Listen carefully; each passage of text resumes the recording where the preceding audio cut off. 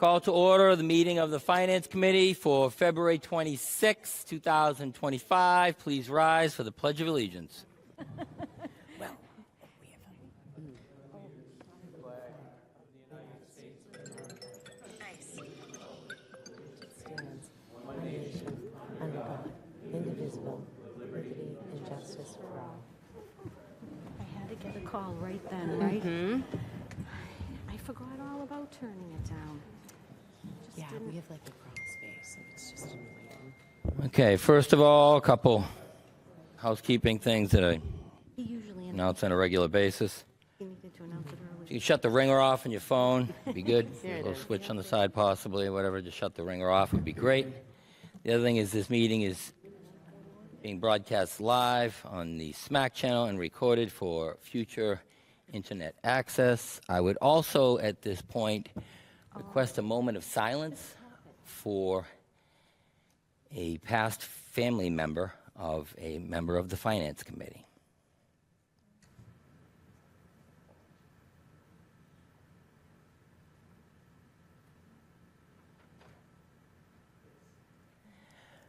All right, thank you very much for that. Did he say Dan Peschel or he didn't say? He didn't No. say who. I wonder if it's him. So we're going to get ready to get going on the agenda here.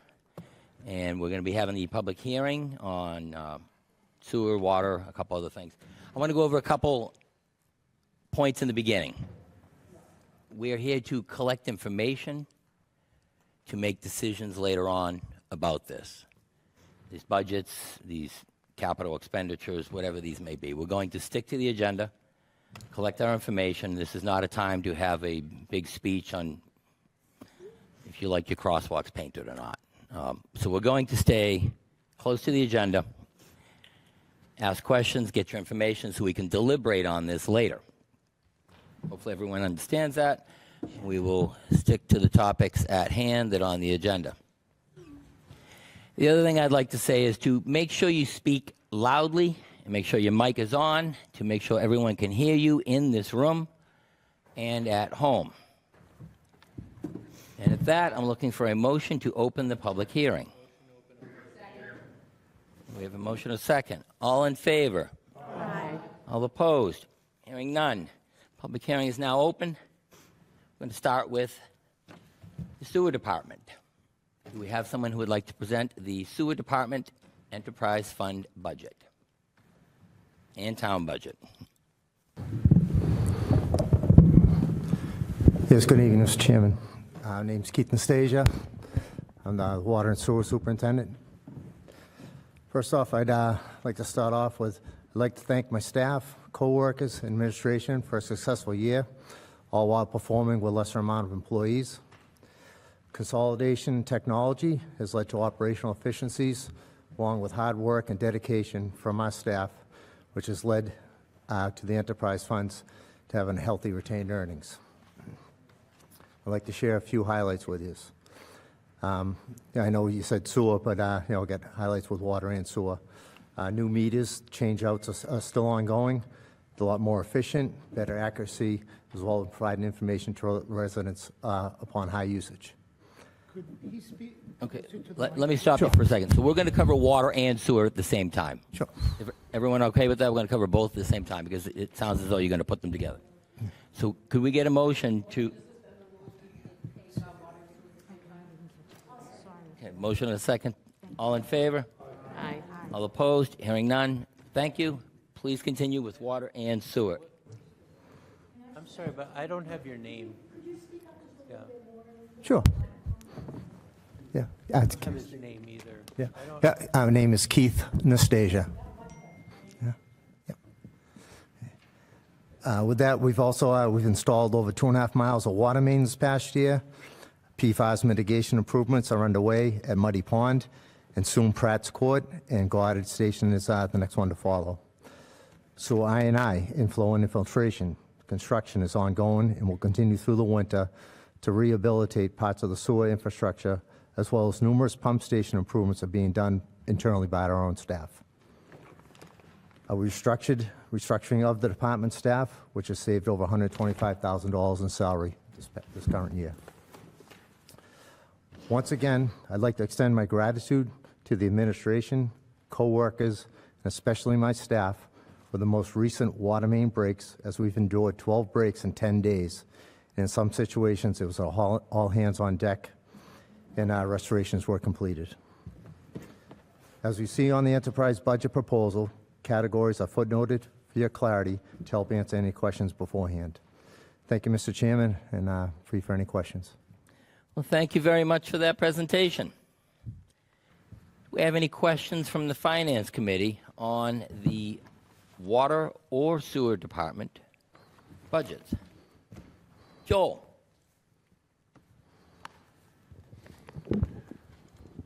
Thank you. Your people, the union bloc that's representing your people, when are their contracts up? Those contracts expired on July 1st. We have been in negotiation with the union well before July 1st. Unfortunately, their union representative from, I think I'm saying it right, ACME, has been out on surgical leave for several months. So it's a bit delayed right now. But we'll get right to it, and we've exchanged proposals. We've gone through the first 2 or 3 steps. Now we're getting into the detail. So what are you using as the basis for all the salaries? We made some assumptions, and as you'll see in the Human Resource Department, we've accrued or set aside about $100,000, perhaps a little less than that, for anticipated pay raises. Okay. And of all your personnel, is everybody on board, or do you have anybody out on leave, medical leave? We've had some short-term injuries from this 10 breaks in 12 days or 12 breaks in 10 days. The conditions are horrific, but nothing long-term, no permanent disabilities, no long-term disabilities. Okay, thank you. And Mr. Chairman, I have one more question, if I could. Sure, Joel. I am very impressed with the sign in front of your headquarters building. Mr. Coulter has appeared before this group at least twice asking for a similar sign in front of Town Hall. He has been unsuccessful both times. I would like to know how you were able to get that sign in there. Excuse me, Joel, I'd like to stop. Is this relevant to the Water or the Sewer Department budget? I want to know if it's coming out of their budget. Excellent point. Okay. I'll allow it. Joel, which sign are you referring to in front of DPW? No. I know about the one in front of the DPW. That was a year or so ago. This is the one in front of their headquarters building. It's a beautiful sign. In front of Water and Sewer? Yeah. Okay. The old water pump station, yeah. Yes, they did it through their operating budget. Whose operating budget? The enterprise fund operating budget? Okay. It's like the one for the DPW was about 40,000, according to Paul. Is this about the same amount? Correct, yes. All right, thank you. Yeah, at least we know where it comes from. Thank you very much, Joel. Okay, everyone here will have opportunity to ask questions, so make sure you have all your questions lined up. Lisa. Is that the question? No. It's a statement. Mike's not working. Okay. As we proceed through this, Vaughn, do you think you could read the page number in the budget that we're Yeah, I'm sorry about working that. on? Page 81 Thank you. and 84 are the pages for these two budgets. That's a nice question.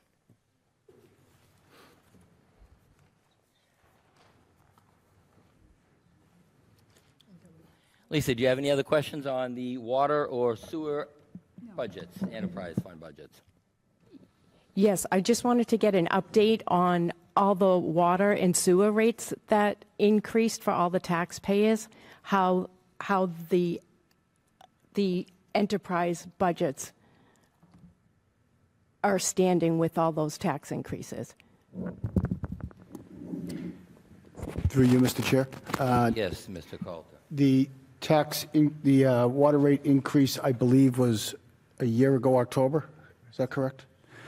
There is no rate increase for the future in this budget moving forward for the next fiscal year. There's no rate increase in the water, there's no increase in the sewer, and there's no increase, although it's not an enterprise fund, in solid waste. You have any other questions, Lisa? Okay. Carolyn, do you have a question? Hi, yes. Are the sewer and water enterprise funds completely, are they covering all their expenses? Yeah. Yes. So there's no subsidized from the town budget? No. Thank you. Chairman, you'll note Call. in the handout that I gave you, there's some statistics on that. God bless you. There are no structural deficits in water, in sewer, or in solid waste.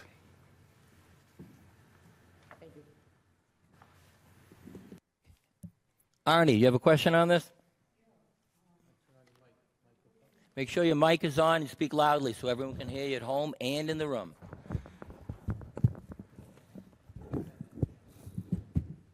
Hi, glad you're here. Quick question. I notice on the four-year plan for 2026, you've got 3 vehicles that you're going to be replacing, and you want a D3 bulldozer. That we're not at that point in the agenda yet. We're going to wait till we get to capital before we talk Isn't that about. covered here? I didn't see it. We're on the end of. We're on the budget portion now. Okay, When we get to capital, you can ask capital. Thank you. questions. Thank you.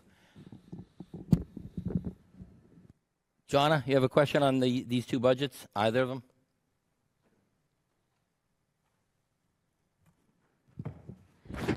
Yes, I just wanted to know, I don't know if this is in this part of the discussion or if it's at a latter point, but I'll ask it now and find out. There was a notice that came in the mail to us saying that the PFAs were found in the water. Is that being addressed with this budget, or is that not being addressed in this budget? Through you, Mr. Chairman. Familiar with it? PFAS, through our PFAS. capital projects. Okay, this is a capital question. I think you're Okay. referring to later on. There's a. I wasn't there's a sure which, filter thing okay. there. So it'll be talked about then? Yeah, we'll cover it then. Okay, any other questions here? Dave, you have a question on this? Yeah, thank you, Vaughn. Thank you for coming. Is my microphone working? I don't know if we could, am I working? I can hear you. Okay, thank you.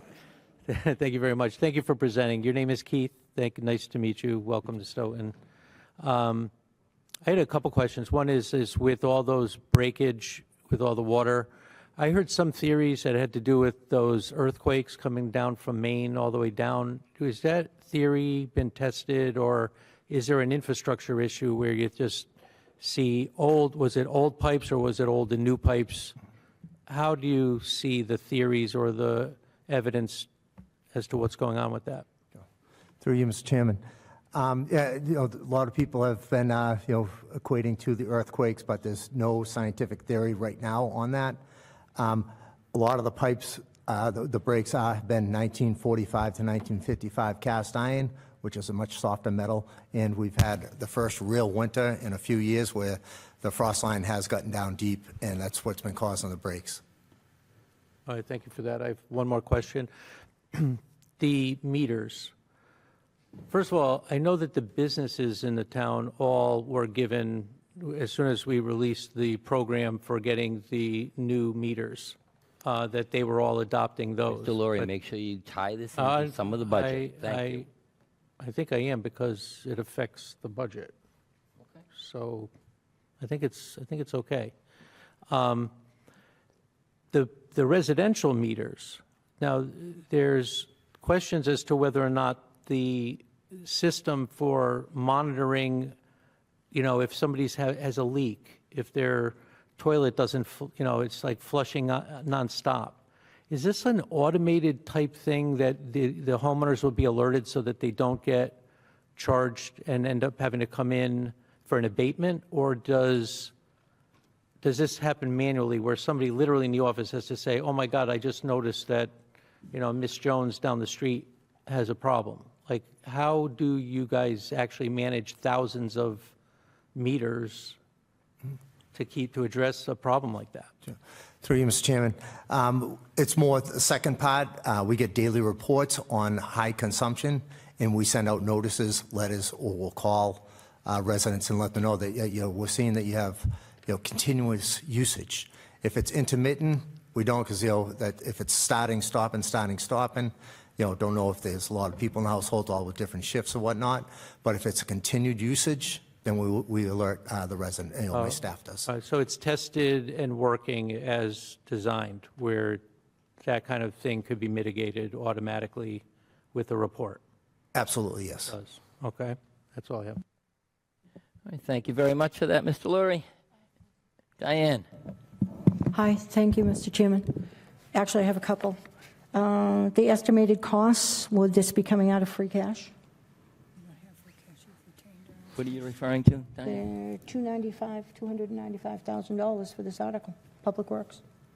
Article 26. Isn't that what we're on? No, that's capital.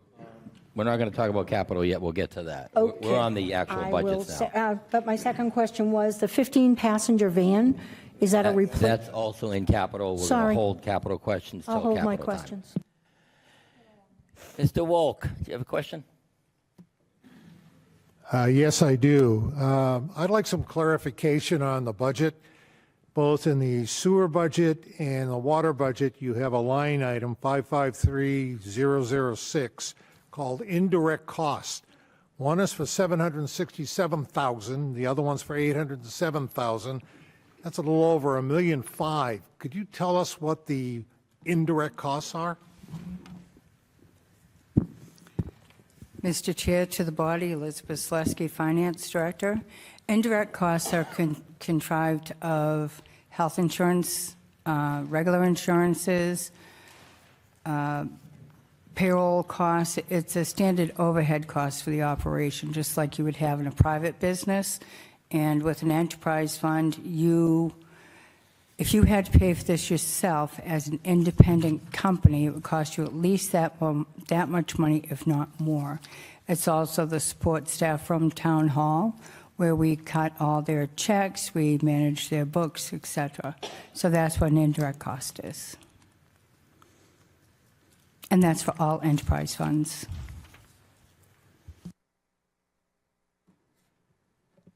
You good with that? Okay. Can I just ask a follow-up to that? Yes, Carolyn, you can ask a follow-up to that question. Hi, thank you. So does that mean the money is paid from the enterprise account into the general fund account, or where does it, is that how it works? Or Yes, if you look at your summary report, the informational summary in I believe it's page number 3 in your packet, you will see that the enterprise funds, it's called other revenue sources. So you will see Title V receipts, indirect costs from Cedar Hill, public health, sewer, and water. how often does money transfer from the enterprise? Once a year? Once. And your calculations for indirect costs are also done once a year. And they are done based pretty much on the prior year history and our projections for the next year. And so when do you make the transfer? After town meeting, it has to be July 1st. It cannot be before then. Okay, thank Okay. you. You're welcome. Elliot, you have a question on this?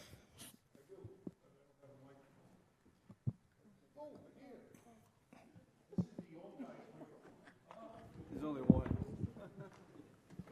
The geezer mic. My question is on the Article 24, the PFAS item 2, is that That's a up for discussion? capital article. We're going to wait till we get to capital to discuss that. We're on Thank the you. budget portions of these now. We're on the water department budget, water and sewer department enterprise fund budgets, both of them. Good enough, thank you. We'll come back to capital, though.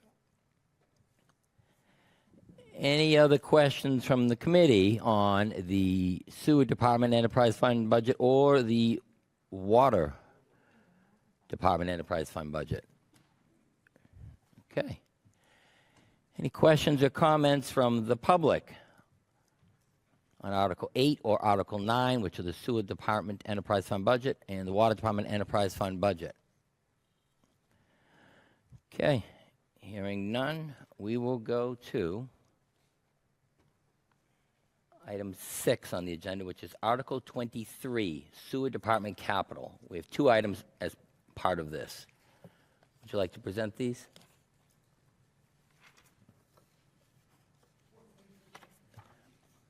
What page is what? If you look in your email that I sent out, a reminder, the backup documents for these will be in the most recent email or one of the most recent emails. So item 1, Article 23 is inflow and infiltration program. Estimated cost $450,000. Would you like to present that? Yes, Mr. Chairman.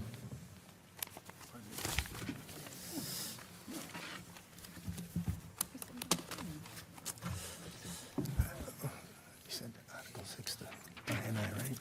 Yeah, it's Article 23, item number 1, inflow and infiltration program. Okay. Yes, Mr. Chairman. Article 23, $450,000. That's the town's match to the sewer INI program. That's to rehabilitate the sewer system, manholes. It helps prevent additional flow outside of the residents' use, eliminating groundwater inflow, which eventually ends up to MWRA and the ratepayers. It all tabulates in addition to the water/sewer use, which ends up to MWRA, but it's to eliminate as much ground infiltration as possible. The $200,000 portion of it, that's for the sewer system flow monitoring of the entire system. It's required every 5 years through MWRA, and we're on year 6, so it's time for us to do that. Okay, we'll go with item 1 first. Do we have any questions from the committee on item 1, part of Article 23? Lisa? Okay. Hi. So I am familiar with that $450,000 for the inflow. That prevents extra charges, just our dollars just going down the drain, basically.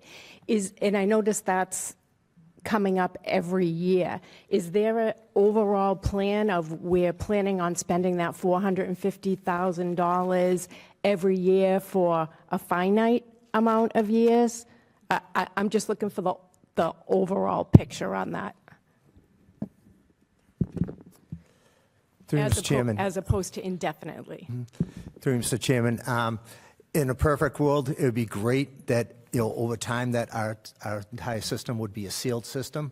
That's a perfect world, but unfortunately, our infrastructure is very, very old. Ground is always shifting, old pipes. So it's just it's an ongoing battle that every community has, and it's just to keep up with it, to prevent the assessment that we have to MWA from actually going up higher and higher and higher every year. Okay, just as a follow-up question to that. So I'm very well aware our infrastructure is, over 100 years old, I think. The back of our town manager has let us know, and that's a very big capital project. So do we have anything in the works? In other words, just so you know, the basis of my question is, of course, for the taxpayers, and where this is in the overall plan in terms of replace, how does that get handled? Do you just seal it, or do we have a project in the works to actually replace that pipe? I don't even know if it's replaceable. I don't know how that works. You're the expert. I'm looking for you to give me some feedback on that. Sure. Through you, Mr. Chairman. Majority of our pipes, what we call, it's called CIPP, cement, I'll be all right. Cement line pipe. They'll take an existing pipe, they will clean it, scrub it, and then they put it's a tube sock with cement in it, and then it's just relining the pipe so it gets the integrity back, and you can get another 50, 60, 70 plus years out of it. Doing it that way versus if we were to replace an entire sewer main, you're over $1 million a mile on replacing a sewer main versus $1 million. We might be able to do 8 to 10 miles of lining. Okay, is that cement lining different from this $450? It sounds different. Is it the same, or is it different? It's the same. It's just the terminology. It's inflow and infiltration, which is the groundwater coming in through, we'll just say, cracks and breaks in the pipe. The cement lining is to help seal those breaks, those leaks, to prevent this from going, because if we don't do that, the amount of groundwater that gets into every system would be just astronomical, and our assessment would be, a lot higher than what it is. So the more work we do, and if we can keep up and eventually get ahead of the game, you will see our assessment with MWRA remain the same and/or be reduced. Oh, no, I thoroughly understand the rationale why it needs to be done. I'm just saying, when will we get ahead of it, I guess? I'm just looking to see what year are we hoping to hit an end point and get ahead of it. That's what I'm looking for. Yeah, unfortunately, I wish I had the answer for that, but it's just, and we have 99 miles of sewer main, so it's a lot of work, and we constantly are battling against it. And there is, I'd love to have the magic bottle and say, okay, yeah, in 10 years we're going to have a completely sealed system. It's unfortunate that infrastructure, there's always movement, ground geological movement, things are always going to shift, and it's a tough say to put an actual date on when we'll be ahead of it. But eventually, this $450,000, we want to incorporate that into the operating budget in the future. It's an ongoing process. It's a program that the town's been doing for as long as I can remember. That's what I was going to ask. How Yeah, many and then years in are what we? happens is, part of it is they have this sleeve they pull inside out through the pipes, and they line it from, that way they don't have to dig up the whole road to do it. But it's been an ongoing process. Perhaps we could get maybe a map of what's been completed. Would that be doable? Something we could add to the book for the taxpayers to see? Would that be helpful? Absolutely, yep. I know we talked about that before. I think Mr. Jaffoon's provided something like that in the past where we can see what's been completed. Yeah, don't we also get 0% Yeah. interest? We get 0% interest on the loans for this Biz stuff? would have to clarify that. Yeah, I think we do. Mr. Chair, to answer the question, we do have a 0% interest loan to the Mass Clean Water Trust, or MWRA, but this is our match to that. So we don't want to continuing borrowing for our match. So there is going to be other funding sources for the match going forward. All right, thank you very much for that. Chet, do you have a question? Thank you, Mr. Chairman. Thank you for presenting tonight. Along with the previous speakers, how many, I don't know if it's miles, yards, or whatever, how many, I'll say miles, how many miles do we actually cover for $450,000 plus the covering with the MWRA? Is it significant, or is it? Well, it's tough because it all depends on what the rehabs are. If we're doing just say structures, 450,000 might get us 30 to 35 structures, and that's a complete rebuild. But if we're just say if we have loose manhole covers that have to be just say raised or leveled off, we could do a couple hundred of those, and then do some cement lining of the pipes, and you might get half a mile of that done. Half a mile? Yeah, but it all depends on like how damaged the pipes are, because if you have a complete collapse, then you're doing a point repair, and that gets costly. Sorry. Okay, just to ask another question that's in my mind, would the MWRA increase their money if we increase ours? In other words, I'm looking at trying to get, every year we've always had this I&I, 450,000. Is it possible that we can increase this to get more coverage and hopefully slow down the amount of money that we're spending to MWRA? Because I think if the more we spend now, the less we're going to pay later on, I believe. I don't know if that's possible. Yep, through you, Mr. Chairman. The amount of money that's available from the MWRA, it's based on the assessments, how much usage each community is a part of their system. So it's a formula, and so the town we're always like within the same range of our assessment. So it's pretty much we get the same amount each year. Okay, I understand. Thank you. Thank you. Well, thank you for that, Chet. Any other questions from the committee? Dave? Thank you. Did Diane have a question? Diane, do you have a question? Okay. Thank you, Mr. Chairman. And Chet kind of asked the one question I was going to ask about the loan, because I know it was a 0% that we always got. Do you know where now you're going to start with this next phase? So, I mean, if we get a map, that'll be wonderful, but if the people in town know exactly what's going on at any given place. No, because right now, we're in the middle of a phase right now of construction, and once that's complete, then, we have what has been televised. 'Cause the town itself does some jetting and television, cameraing of the lines, and then as well as part of, this program that we're doing. And, we take the flow metering that is part of this request is going to tell us where we have a lot of water, groundwater coming in, and then that points us in the direction that we're going. Perfect. To let the town know, maybe, Mr. Chairman? Yes, to let them know where it's going to start. Thanks. Sure. Thanks, Diane. Dave, you have a question on this? Oh, thank you, Vaughn. Through you, I always seem to get a little bit confused about I&I every year, it seems like. So I understand that water comes in from a MWRA, or not as much if you have a lot of wells that you're providing your own water.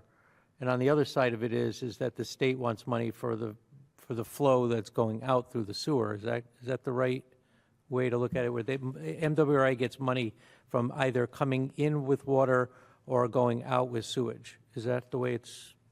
Somewhat, yes. We purchase MWRA water for our drinking water. Very little. Majority of our water consumption is through our own wells. Right. This is the sewer. This is everything going out to MWRA, to be processed. It's wastewater. The I&I is, the sewer mains, household laterals, their service lines that have cracks in it. Some people have some pumps in their basement. They pump into their sewer. That's infiltration, inflow. Infiltration is like the cracks in the pipes that groundwater gets into the mains, which is in addition to the flow from wastewater. So, you might have, just for conversation's sake, if you're putting 10 gallons of water in a day, through flushing toilets, taking showers and whatnot, but there's leaks in the pipes, that might add an additional gallon just on that simple form. That's 10%. And 10%, and then when community that uses over 600 million gallons of water, you add 10% to that, that's a large assessment being added on. Yeah, so the other side of it then is, if we're drawing water from our own wells, let's just pretend it's like 90%, let's say 10% from the state. Does that have any impact at all on the amount of infiltration happens or not? Like, does it have zero impact? It doesn't matter where you're getting your water from, you're still going to get the same infiltration problem. Correct. Zero. It doesn't matter where the water comes from. This is groundwater infiltration into the system. All right, perfect. That's all I had. Thank you for that, Dave. Any other questions from the committee on Article 23, Item 1, inflow? Joel?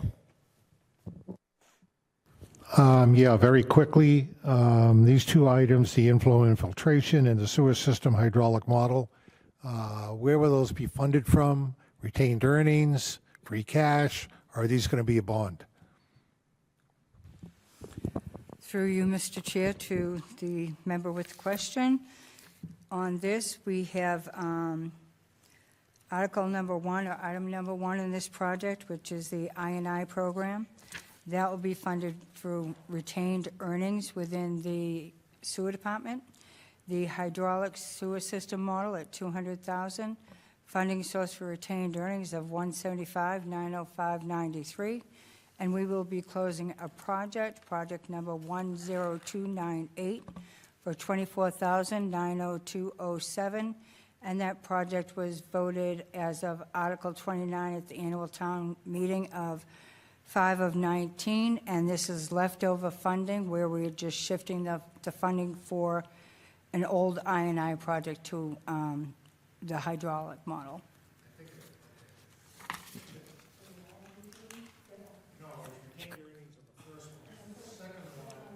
Has Retained earnings and It's got some transfer, both. some leftover from an old article for the second part. Right, and if I could have gotten this up, I would have shown you on the chart what the funding sources are, but I can tell you. But we'll be getting that soon in an email anyway, Yeah. right? All right. I have requested that, yeah. Okay. I'm not answering. Yeah, we haven't received it yet. Yeah. But I'm guessing it's going to be soon because it was just read.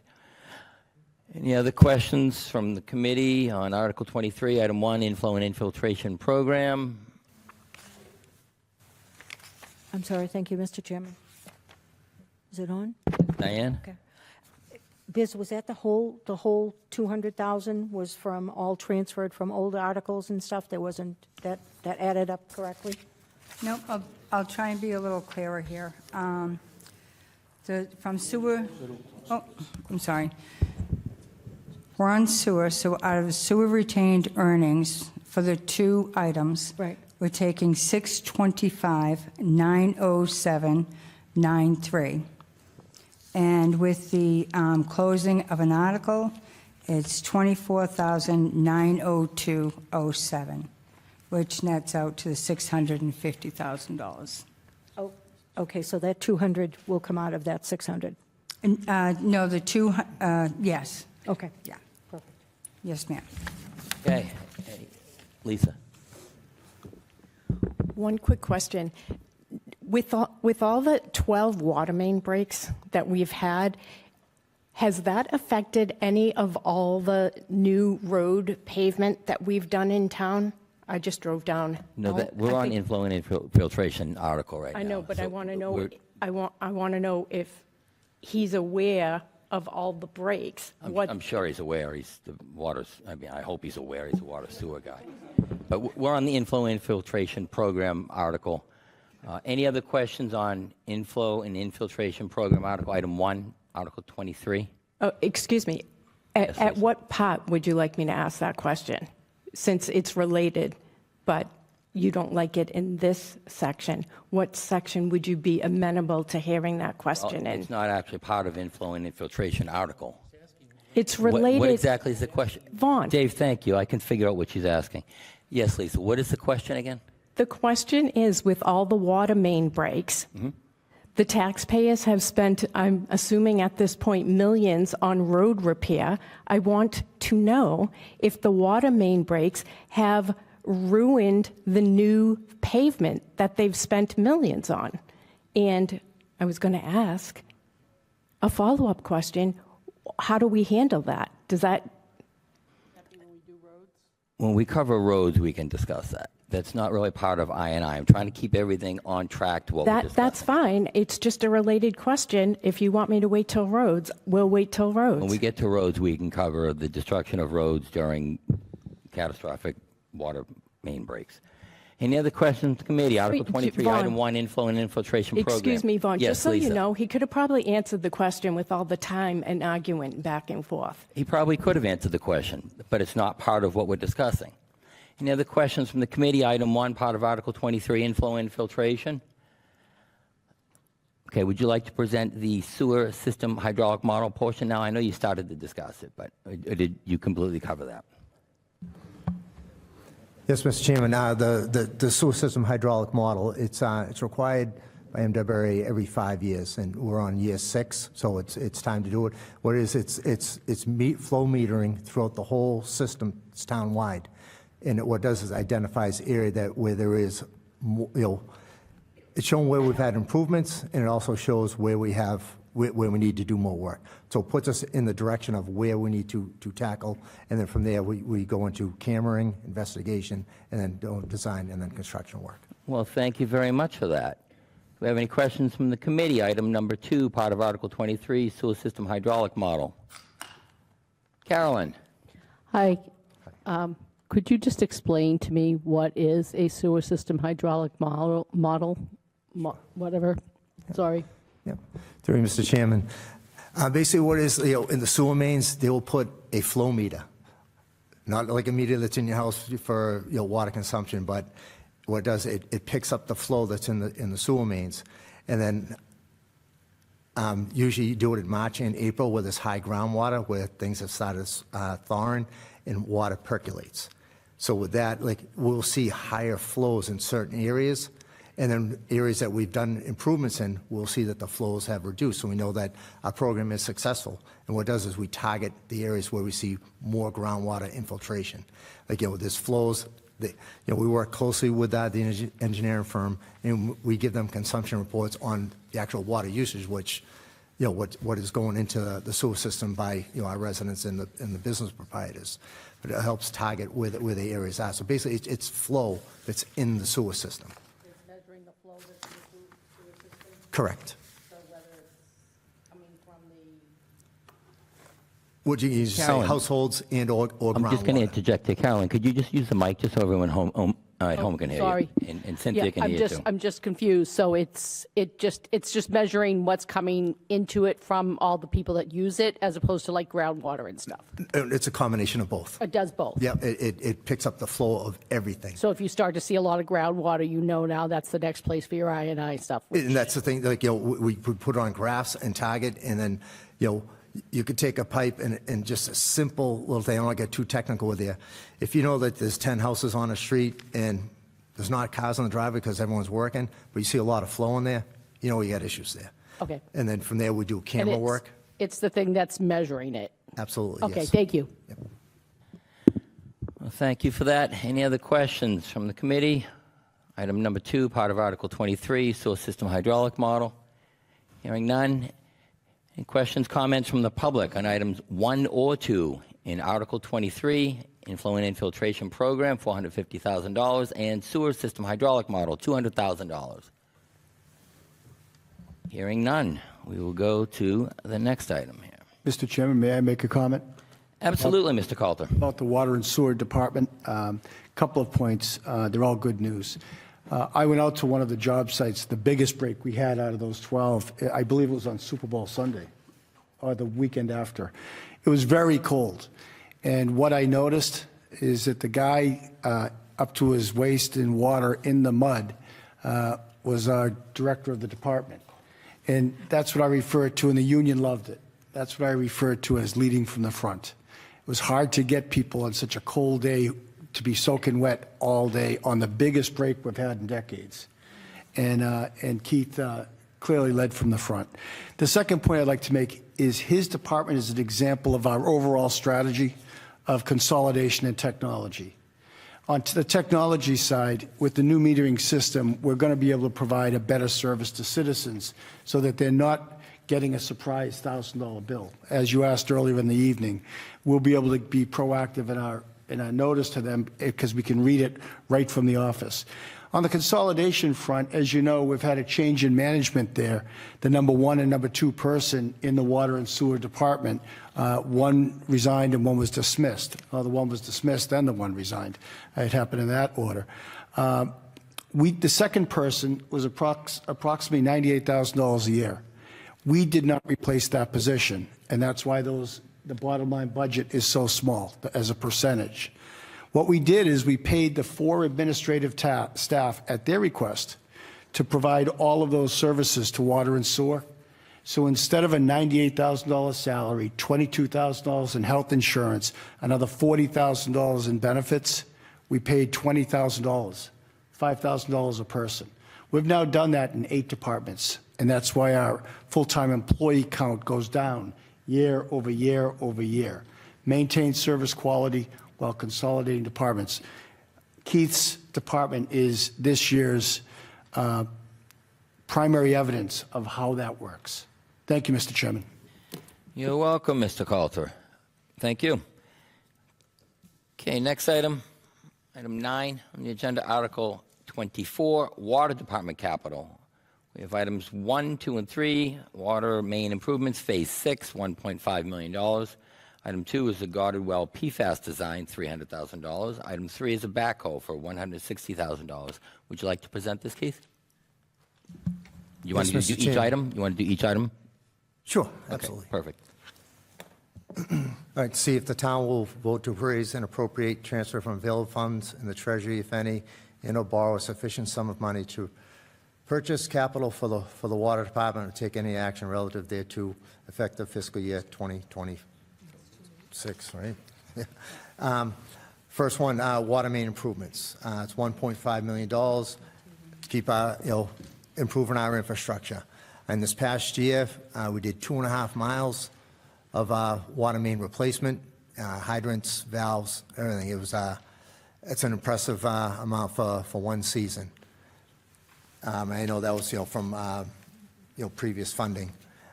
Just looking to keep this, keep the ball rolling and continue improvements for the infrastructure for better water quality and better reliability. Okay. We have any questions from the committee on item 1, part of Article 24, water main improvements, phase 6 for $1.5 million? Joel?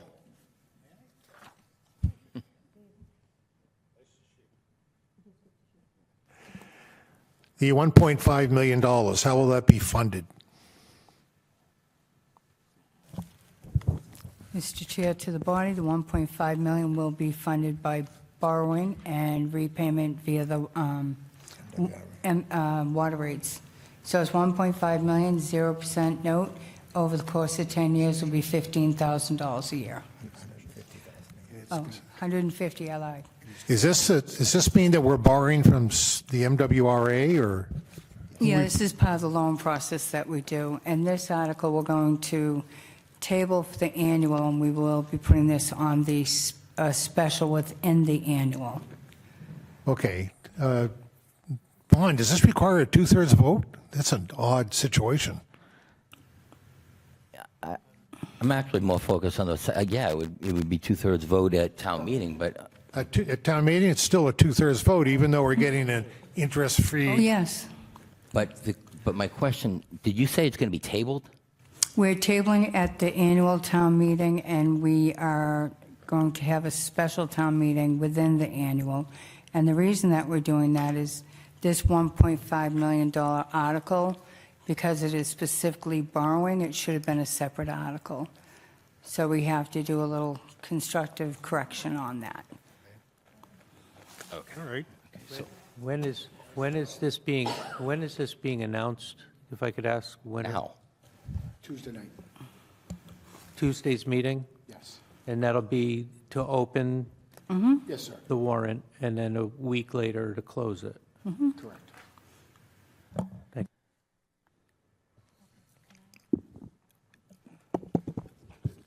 okay, yes, Diane. Mr. Chairman, is to you. So if that's going to be a separate article, how are we going to pay for the Articles 2 and 3? Mr. Chair, to the body, Articles 2 and 3, which is the Goddard Well PFAS design at $300,000. We will be funding part of that from water retained earnings in the amount of $275,907.93. And we will have additional funding from Project 0698 from November of 2014 for $24,092.07. And that's item 2. Okay, but, That's item 2. yeah, we're going to get to item 2. We'll wrap up item 1 here. Okay. Can I ask a question? Yeah, about sure, on 3? item 1, I guess. Well, no, item 3, I was just going to ask, is that a new backhoe? Is it a replacement backhoe? We're going to let Keith present that part, then we'll take the questions on that part. We don't want to jump ahead too far. Okay. Okay. Trying to get, Water main improvements is going to be tabled, correct? Yes. Yes, Dave. No, I just want to pause for a second. You want to hit pause on the? Yeah, if we could just, if this is going to be in a special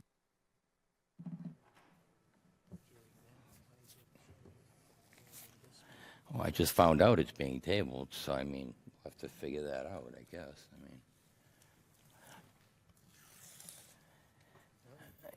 I understand what Dave's asking if we're having the public hearing now, if that counts toward that, but it's going to be, I would think no, it's a separate, it's going to be a special inside of an annual, and we're going to have a new article number. Because there might be other articles, too. Okay, so, okay, do we have any other questions on water main improvements? It's going to be tabled. So do you still have a question on it, Arnie? Water main improvements, phase 6, item 1? Okay, what's the question? Hi. I was just looking at the capital expenditures for the same thing, and over here, we're looking for $7 million compared to your $1.5 million. Is there a, Is this part of this? Or is this going to be another article? Arnie, let me just ask, where's the $7 million that you're? It's on the 4-year capital plan, Oh, it's part of a capital plan. yes. But they're saying 7 million for 2026, and not 1.5. We don't have the capital plan on the agenda right now, so. I'd like to interrupt too. I don't think we should be talking about anything on the water main improvements until we have it as an article, we're a not proper gonna- article, because it's not part of Article 24 anymore. Yeah. So I that's think we being should table, we should not even discuss it. That's my, We're going to go to the next thing here. Item 2, because we just found out tonight, water main improvements Phase 6 is going to be tabled, so we're going to.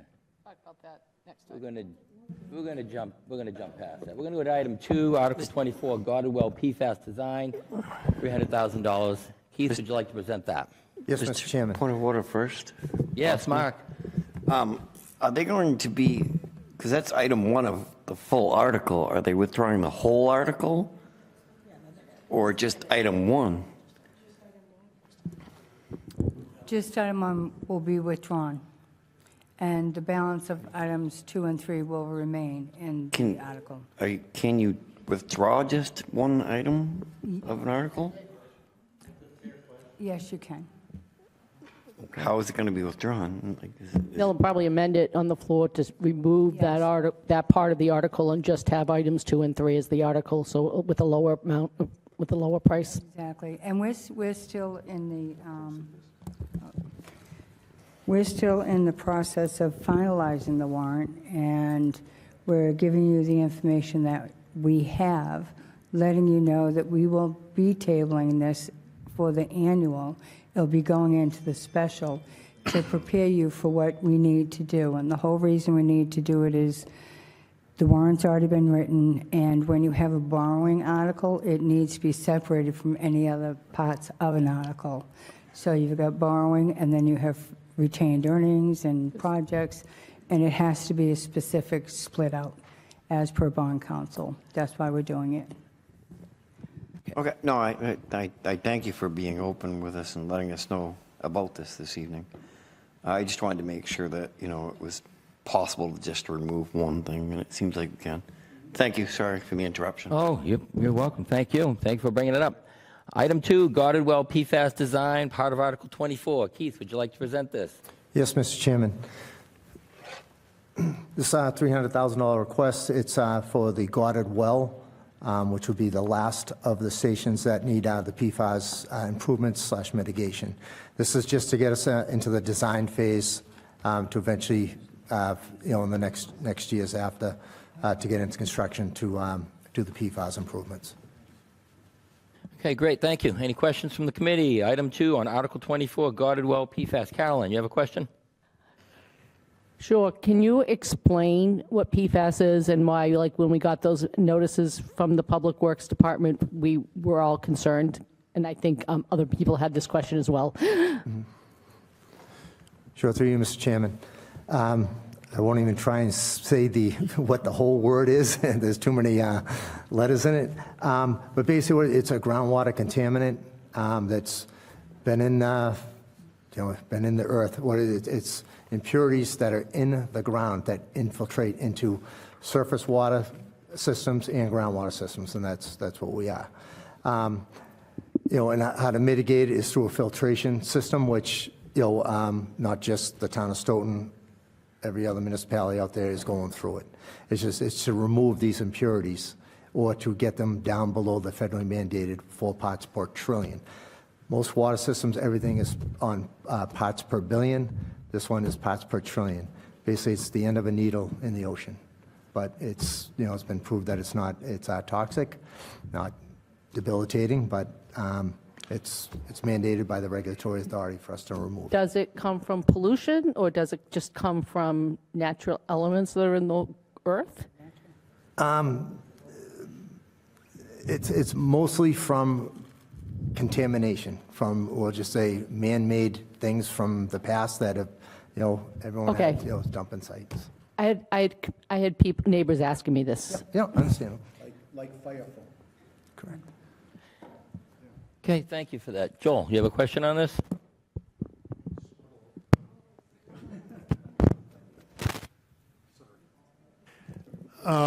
If I understand this correctly, this is all engineering documents, all construction documents. The deliverable at the end of this will be an actual package ready to go out to bid. Is that correct? Almost to that. This is the design of it, and then to get to, to put the documents, out for bid. Okay, so do you have any idea how much the actual construction would cost? Do you have a range? Yes, through you, Mr. Chairman. Right now, with the way construction cost is, right now, if we were to decide, it'd be $1.5 million for the Okay. Gardner well. Well, thank you. That you did a lot better than somebody else I've asked before.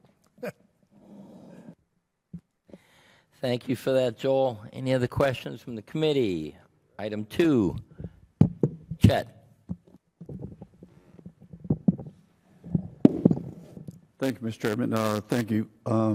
I know I asked this question when we had the sewer rates, not sewer rates, but maybe people don't understand, but we had, the other 4 or 5 wells already have PFAS charcoal filters in them? The other wells that we have, like Pratt's Court? Yep, through you, Mr. Chairman.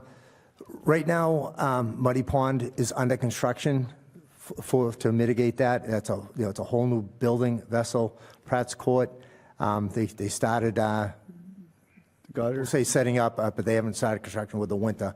They stopped, and that is going to be a retrofit inside our existing building. So we don't have active vessels right now for mitigating of PFAS. Testing has been low in most of our areas, but we're required to get it down to, right now it's 20, we have to get down to 4. And that's why we have to do all these improvements. In the guarded well, that's one that we have the highest levels, and we have to do that. The positive part of having to do this work is the guarded well, that is a smaller station.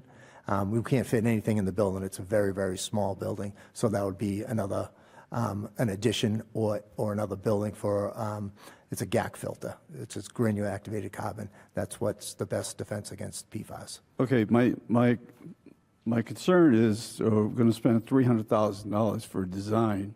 We already have a couple more that are already done. Can we just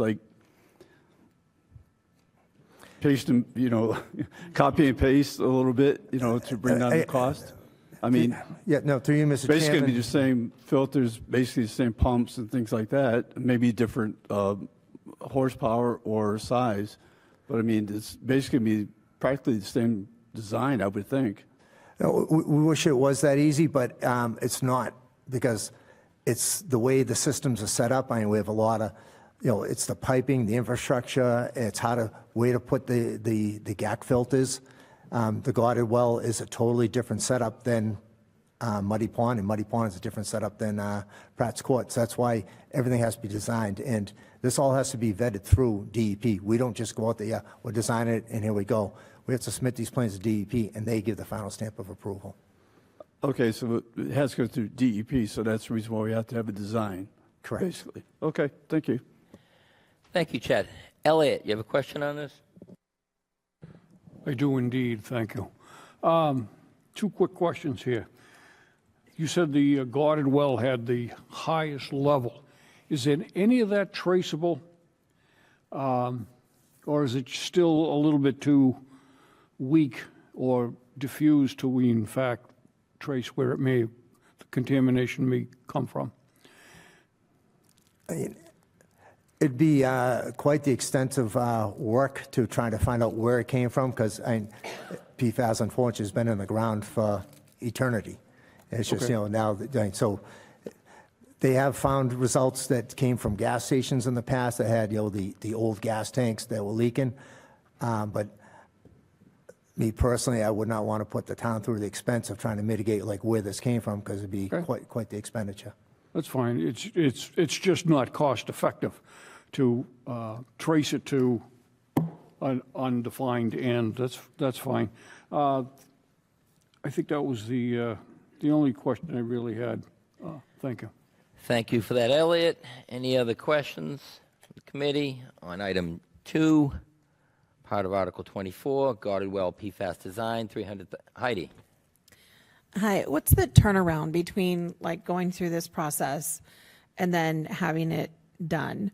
And the reason I'm asking is because whenever anybody gets those papers in the mail about the PFAS, nobody remembers that the state level is lower than the federal level.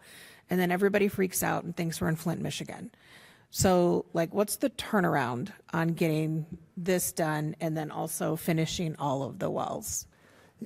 Through you, Mr. Chairman, the average project takes between a year and a half and 2 years, all depending on the magnitude of the construction. This one is a smaller one, so it won't take as long, but for instance, Muddy Pond, that's expected to be done December of 2025. And that's been, it's been ongoing for about 5 to 6 months now, so it's roughly about a year and a half to 2 years, depending on the magnitude, of the construction. Thank you. On follow-up. What about Pratt's? I'm sorry. Pratt's, same thing, a year and a half. Pratt's is on pace to be finished the end of 2026. That is some major construction there. Okay. All right, you good with that? All right, perfect. Elliot, did you have something else on this? Just a quick follow-up. On these various designs, so is there any performance guarantee so that when it comes up with a design, it's installed, and we find it doesn't quite meet the specifications? Is there any guarantee on that? Bonding, whatever? That's the $1 million question right there. The GAC filters have been the most successful for all communities that have done that so far. So that's what DEP is. They can't force something down your throat, but that's been the most successful for all the other communities and what other systems are doing. So unfortunately, there is no guarantee because you could have a huge ground movement of a contaminant that there's a surge of it. The GAC filters are going to help mitigate it, but they're designed for how much what your levels are at right now. Like we're low, and it's not that we're just doing it for a low amount, but there's still maintenance that you have to do on these systems. Well, unfortunately, there's no 100% guarantee, but it is effective and it's been successful. Well, I wasn't hoping for a guarantee that when somebody dumps something into the water, I was just saying that right now it's X parts per million or parts per billion, and we're going to, after this is done, it's going to bring it down to 1/5 of X parts per billion.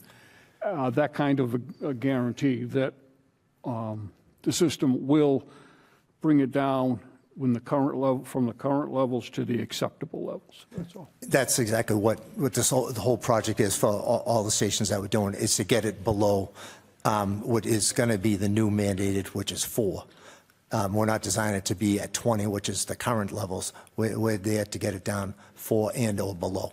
But there's some kind of guarantee on that. Yes, well, that's what the whole design work is to get it to that level. All right, thank you. All right, thank you, Elliot. Arnie, I was thanking Elliot. Arnie, you have a question on this?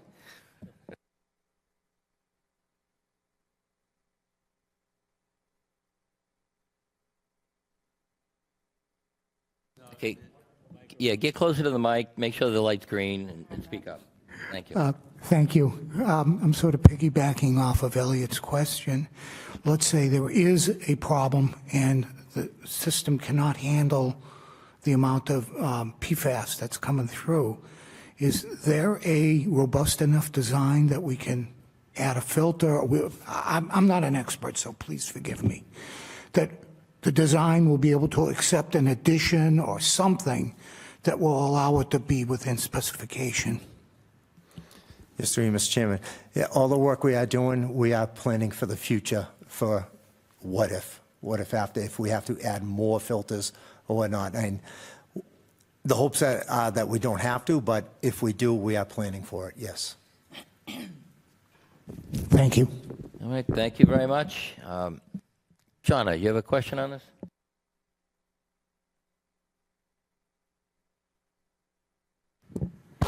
For how long has this level been increased, and what is maybe you've already said it and I didn't catch it, but how did you know that the level was increased?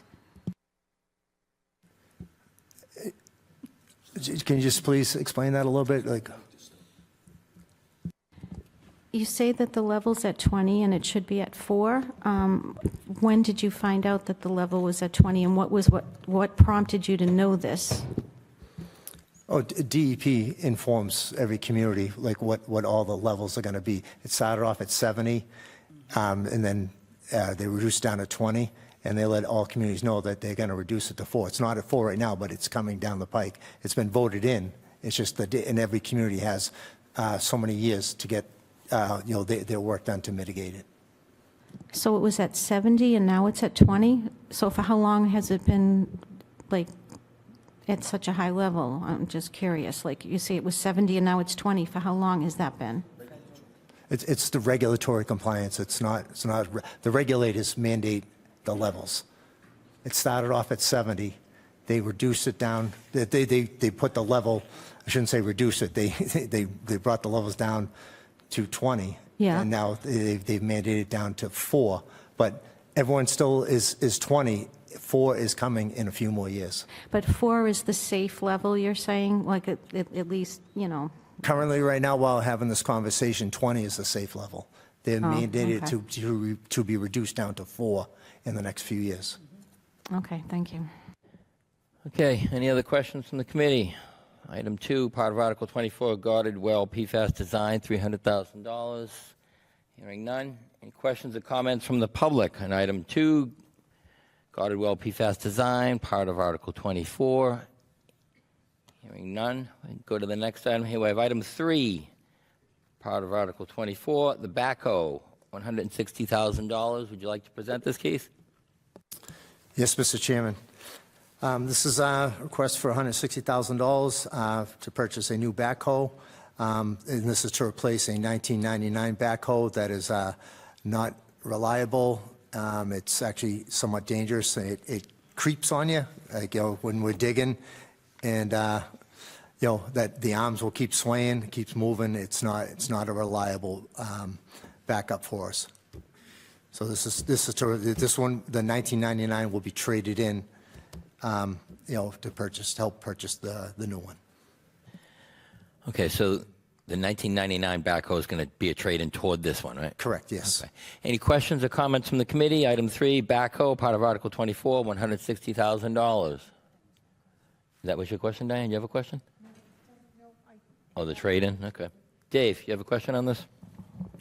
Thank you, Vaughn. I appreciate that. Thank you. And through you, on the same agenda, I have to say this because it has to be within the 4 corners of what we talk about tonight. But on the same page, there's mention of a used piece of equipment, and this one's a new one. Is there any reason why this item couldn't be used? Because I'd love to see a pattern of going to a used set of equipment instead of replacing with new.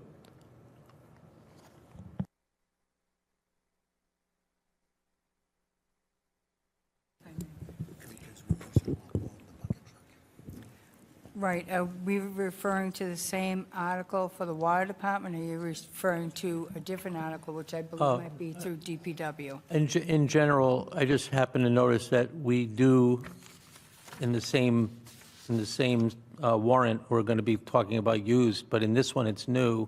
Right. I don't know whether there's some hybrid thing where sometimes we go new, sometimes we go used, but I'd love to see where we could maximize our stock of inventory instead of always buying shiny new objects like we've done so many years. And we're the envy of the South Shore because of all the beautiful equipment that we have. But so what? If we can do pretty well on used equipment and save a few dollars on the way. So to you, Mr. Chairman, in regards to used, at the time we were going out getting pricing, we were looking at any used ones. And the used ones were, they weren't of what, not going to be reliable for us. They were traded in because they weren't in good shape. It wasn't something that, that the town would be in the town's best interest because of the age of what, the used equipment that they had available. So our best option was going new. And, we need something that's very, very reliable, because we have personnel that are working in the trenches while this equipment is in use, and we need stuff that's reliable. Thank you for that. I appreciate it. I'm good. Mr. Chairman, just one other piece of that discussion, while we were in the deliberations, was I think we're referring to the bucket truck, which we're buying used. That's a piece of equipment we use periodically, and we need to have it because of the nature of the emergencies that go with it. But we use it sparingly, not as much as a backhoe. A backhoe we use every day. And if it goes down and we can't rent one, it can hold up a major crew. So it's something that has to be very reliable. We have 2 of them. This will replace the oldest one. This will become the newest one, and the current first line one will be this backup. And Mr. Carrera raised the issue that he helped us determine what to do and how to do it. He's an expert in this area.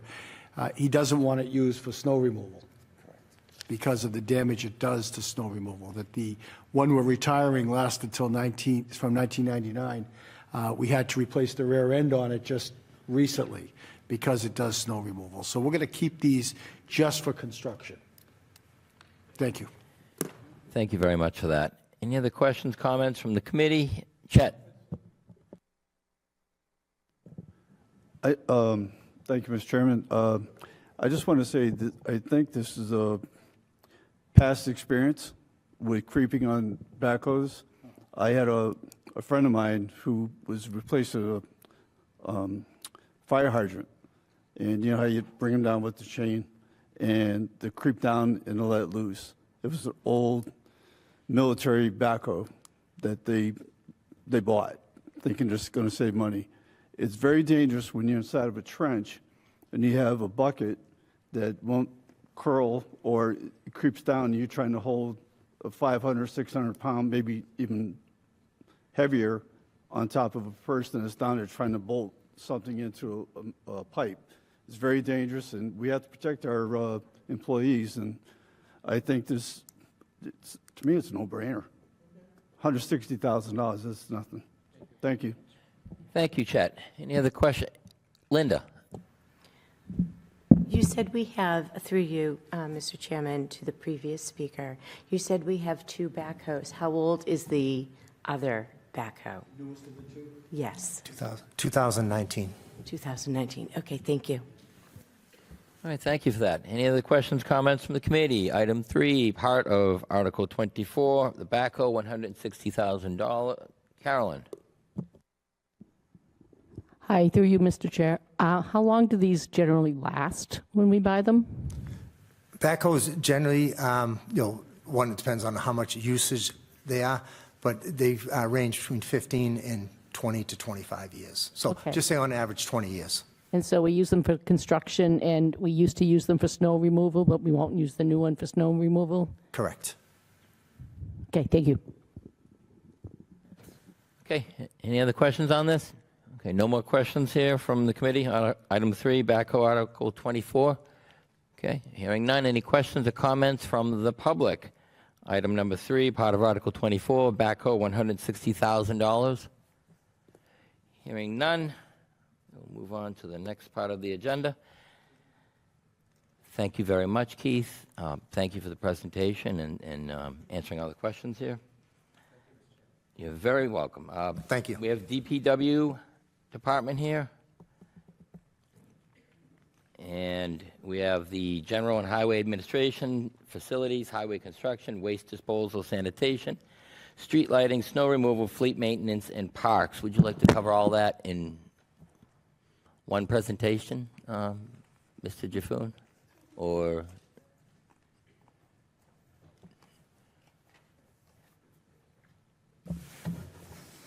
yes, we will. Thank you. Excuse me. Paul Jaffoon, Public Works. If I may take a couple minutes like Mr. Anastasia did, I'd like to just make a couple opening remarks, if that's acceptable. Absolutely. Thank you for that. Okay. So first and foremost, like Keith said, I'd like to thank all of our employees and our staff. Quite frankly, some of them have the most thankless jobs in town, and often do not get recognized for that, but they deserve a lot of recognition, and I appreciate it, for one. Okay. So I got a few bullet points here, and hopefully we'll prevent some questions and deliberations, and get out of here in a timely fashion.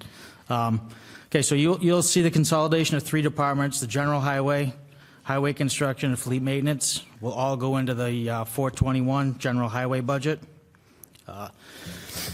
The FY26 budget total for these departments will show an 11% increase with the consolidation, but overall, general fund impact for the 7 public works departments is an increase of less than $160,000, which totals 2.37%, which is significantly lower than the main budget directive we received as department heads of less than 3.8%. The reasoning for the consolidation is to ensure greater efficiencies and cost consciousness for labor, material, and overhead.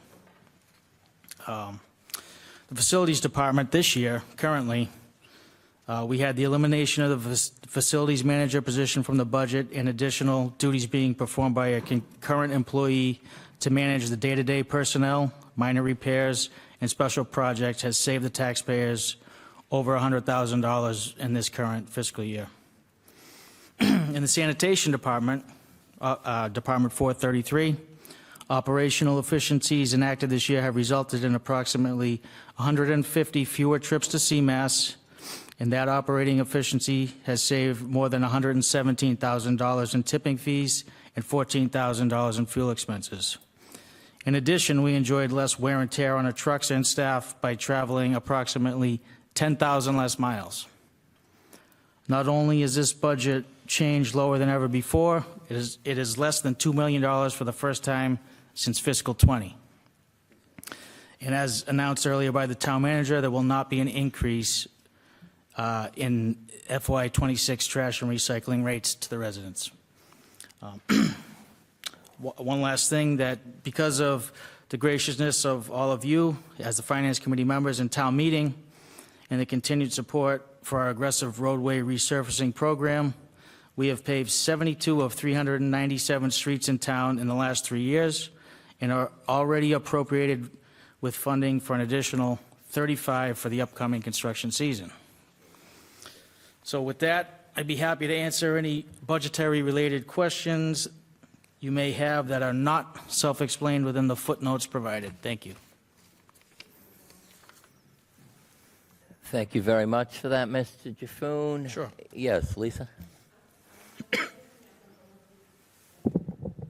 I'm noticing as I'm going through, thank you, as I'm going through the budget, I don't see the summary page, a table of contents for the budget You don't see a table of contents? You mean, for the budget. Generally, in front of the budget, it tells you what page departments, where to find the yeah, I have it department. on the front of the budget. But, I mean, I can read the page numbers to, yeah, maybe the one you have is missing something. Provide that anyway. Oh, Yeah, I'm so sorry, what we'll I'm do sorry, is- I stand corrected. I think I do have this. I just saw people's names, I just thought they were department. Nope, I have it right here, sorry. Thank you. So Sorry, my bad. DPW, General and Highways on page 48. Are there any questions from the committee on that portion? DPW, General and Highway, which is on page 48 of the budget. I think Mr. Jaffoon said a couple of departments were being bundled into that. Is that correct? That is correct. Thank you. So page 48, DPW, General and Highway. Are there any questions on that from the committee? Mark? Are there any plans in the work to have residents do better job of recycling or recycle more so it'll help alleviate more? Or is that, or are you guys comfortable with how our recycling is going? Through you, Mr. Chairman, that'd be a sanitation question. I know we're on 421, but short answer is we always want to do better, and the town manager would, I believe, be happy to speak to that.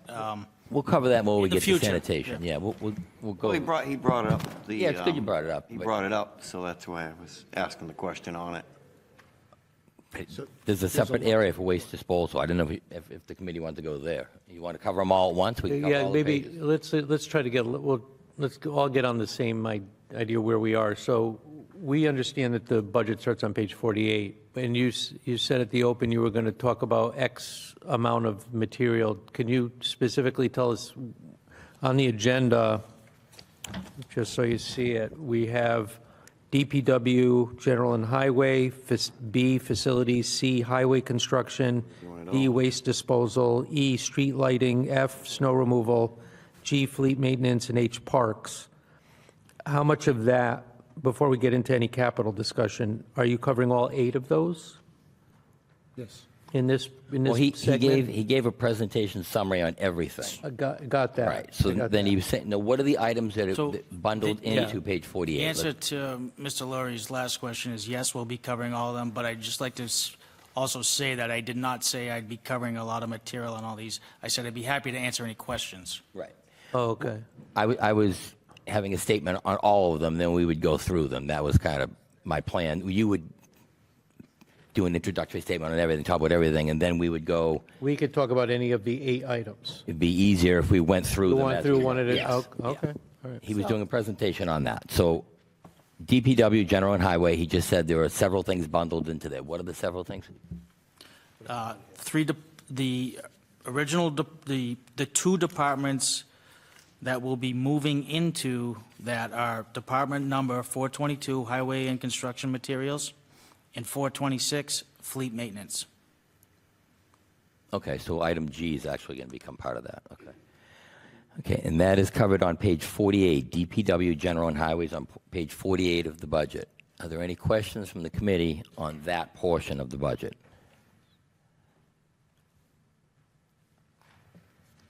Dave? Yeah, thank you, Vaughn, through you. There was an email that came out, and it was because there was a discussion at the select board meeting in which there was a bunch of different items that they wanted to see adjusted. And I believe one of them is 519, 515. It looks like it's additional duties on page 48. FY24 actual showed 3,998.96. The select board budget is asking for 7,500.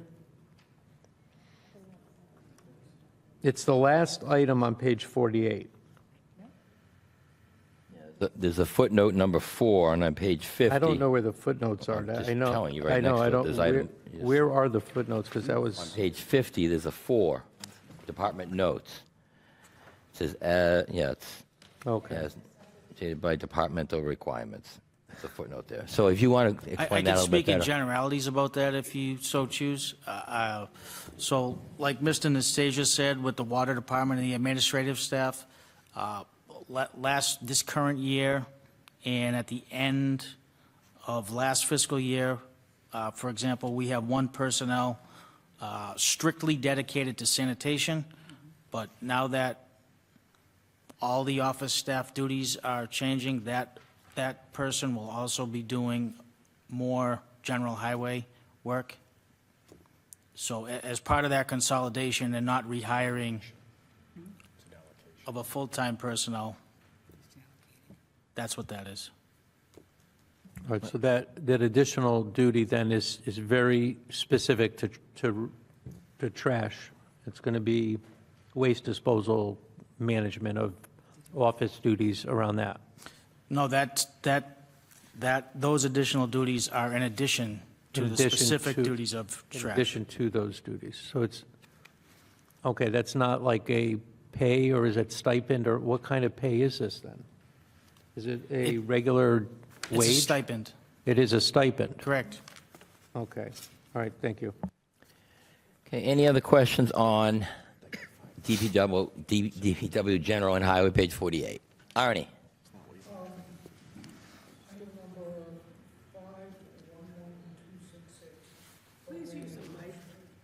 Arnie, please get close to the mic, make sure the light's green so that everyone at home can hear you and everyone in this room. Hi, I'll get used to it. Item number 511266, Program Administrator, we got an increase of 236%. Yeah, the FTE was 0.6 and now it's 2. Is that the line you're referring to, Arnie? Which one was that? Yes. Yeah, the FTE was 0.6 and now it's 2. Is that the line you're referring to? 511266? Yep. It's going from $46,221 to $155,348. Could you discuss that a little bit, please? Sure. Mr. Chairman, this is in the footnotes and the discussion from Keith's discussion earlier and our discussion. As you just said, 0.6 FTEs, full-time equivalents, up to 2, 1.4 additional full-time equivalents is the difference. And this is involved with the consolidations of departments 422, 426, and 421. Is that correct? Mr. Jaffoon? Mr. Jaffoon? Oh. Is that because of a consolidation of departments 422, 426, 421? Yes, it is. All of our overhead, including support staff and administrative staff, is now within the 421 general highway budget. Okay, perfect. Thank you very much. Arnie, did that answer your question? I think so. Okay. Thank you. Perfect. Lisa? Hi, Paul, thank you. Can you just help me understand, I know there's a consolidation, but can you tell me what job titles and people are moving from what they were to what they are for not only the line item that my colleague Arnie just mentioned, but the department head, because you're the department head, aren't you? How does that go from 36 up to 128,000? Just, Yep. I know you're doing a consolidation, but I'm not familiar with the individual people, what they do, and the movement that's actually taking place. If you could clarify. No problem. Through you, Mr. Chairman, if you notice, that's 85% of the salary, whereas in last year it was 25% of the salary. Again, the consolidation, it's difficult for us, and it's unnecessary, quite frankly, to try and allocate 10% of this person, this, that, the other thing, when it's not necessary. So we consolidated most of the management, and support staff into the general highway budget. Other positions that you'll notice, mechanics were in 426 last year. Fleet maintenance are now in this 421 general highway.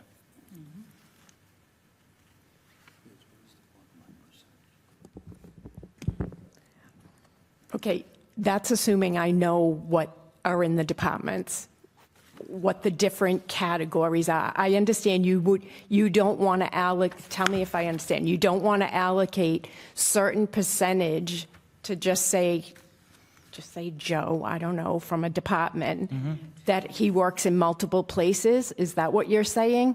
That you just want to assign him to one department, either program administrator or department head? That's what I'm looking for. In a word, How many yes. Let's rephrase the question. How many personnel are involved in these consolidations? 1, 2, 3, 5, 6, 7, 8. 8. Okay, 8. And you're moving them from one department to another. I'm trying to see, how would we be able to tell any raises that are involved in there from one year to another? So do you see what I'm saying? When you start moving people around and consolidated, then any raises get lost in those movements? So that's the basis. Through of the you, question. Mr. Chairman, any raises would be contractual for the union employees.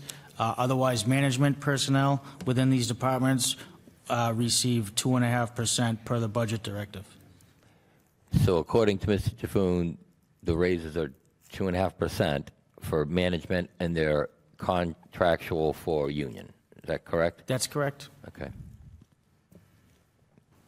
Okay, and then if I wanted to look further at those people that are that are flowing into these numbers, is that in the supporting documents that I missed, or did we not get that?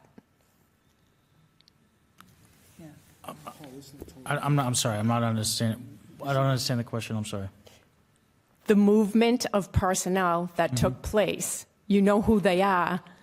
Did I miss that in the supporting documents, or did we not get those yet? They're all within this document. They're on the footnotes.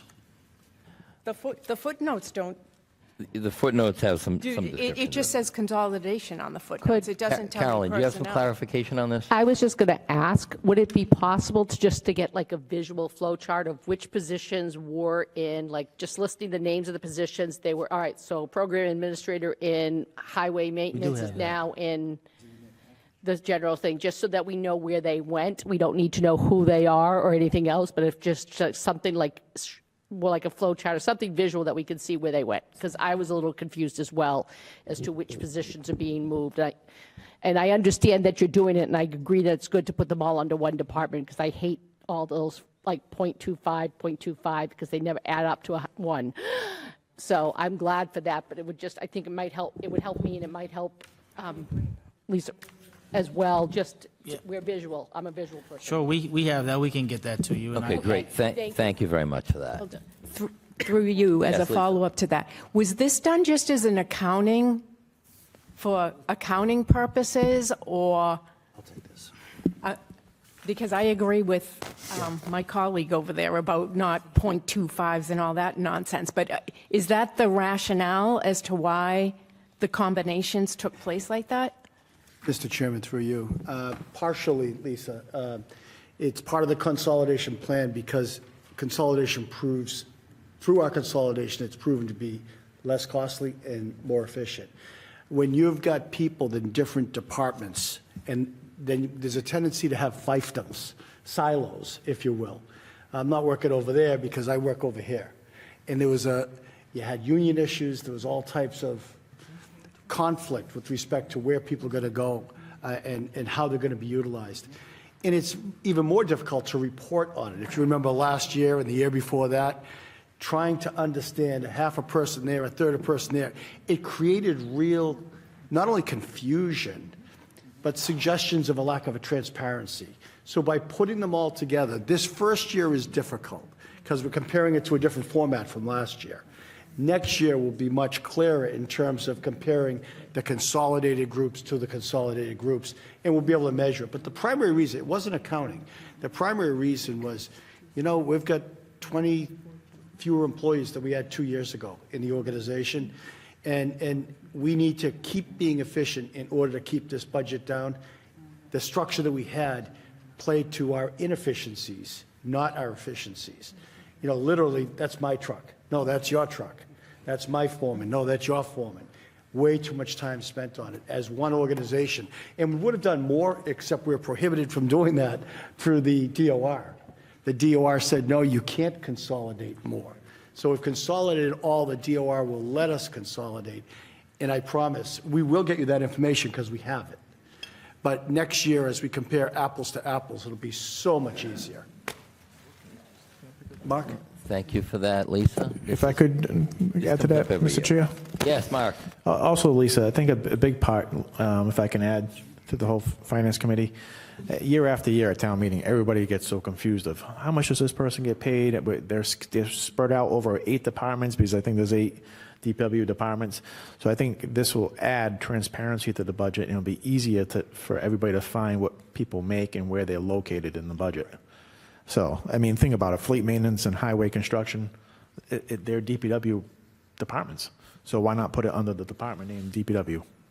So. And use them efficiently. Right. You good with that? Perfect. Okay. It comes up every year, Lisa. We talk about this every year, the 0.85, whatever. Heidi? So I just want to make sure, so the GIS coordinator didn't get dissolved. They just got absorbed into something else, because when I look at it here, it looks like it doesn't exist anymore. So just, you guys basically just explained it, and I'm just making sure I understand it. If we got rid of the GIS coordinator, I'd probably be shocked because I would too. I love there's that. so many I love that departments. app. Larry's great. He does work for every department in this town. You've all seen the org charts that were given to you were done by our GIS coordinator because he's got graphic art skills. So all that's happening with him is he has 0.2 FTEs in sewer, 0.2 FTEs in water. I might have the department screwed up, and then he has 0.6 in engineering. Because he does a ton of work with water and sewer. He also does work. I mean, we could split him up through every department in town if we wanted to, and you guys would go crazy trying to find 0.03 FTE here, 0.05, you know. And just for the record, Mark has tried to bill him to every department in town. Thank you. Okay, any other Dave, you have a question on this? Yeah, I don't think I always look at things like change, like organizational change, especially, these are all positive changes, right? But that's people in the room talking about, an abstract, like what's on a document that represents money. And it's clearly inefficient when you look at it on the face value of it. But on the other side, I look at, because I work in organizations in which I was affected by the changes that somebody far away had to decide about my job locally. And let's face it, I mean, there must be a trade-off, right? Where when the flexibility of being able to say, hey, today you're here and tomorrow you're there, and every department feeling like they're getting a fair shake because their budget wasn't impacted because they either had less or more of a resource in their department.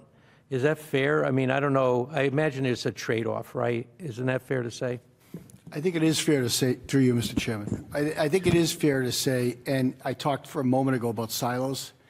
It's taken several years to break down those silos, and we do that by having what's called a culture meeting once a month on a Monday morning, and helping all of the members understand that you're part of DPW. Paul's predecessor had a different strategy.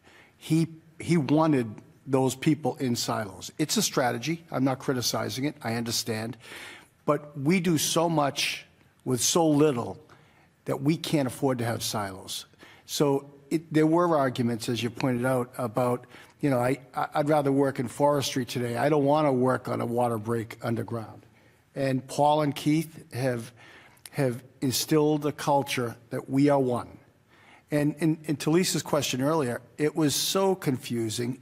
And that information, the complicated information, was literally used by some rank and file to make arguments about how they should be utilized. And you just can't have that at DPW. So this is going to allow us, you'll see next year, my bet is next year the budget will be at 0 increase or somewhere around there, because that's where we're looking for the next bulk of efficiencies. And I want to make this clear. Without reducing headcount, we have an older workforce. There is a lot of retirement on the horizon. We've just created a retraining program where people who are throwing trash are invited to learn how to operate equipment, learning how to do forestry, learning how to do pipe installation. So we're not looking for cost reduction. We're looking to have people grow in the organization and not replace those who are retiring. Great question. Right. Thanks for that, Carolyn. Hi, through you, Mr. Chair. I just have a question. I guess it's about the department head. So it's 0.85 is in the general highway budget. The general highway admin budget, and the other 0.15 is that in the enterprise accounts? Correct. Thank you. At 7.5 each. Split So evenly between we had them. that discussion too, and discussion came about that, well, now we're gonna mess with the enterprise funds, and that's may cause more questions, so we're gonna leave it as is for now. No, that's fine. I just wanted to understand. Yeah. Make sure I was. Okay, we good on DPW, general and highway admin? Oh, Joel. Actually, a question I was going to ask, she just asked, so I won't ask it. But I'll ask my usual question. Your union contracts, when are those up? June 30, 25. So they're up this year? Yes. So, And Joel, I gave through you, like you said I gave before, you poor information last time. I thought it was July 1st last year. It's July 1st this year. I'm sorry, what?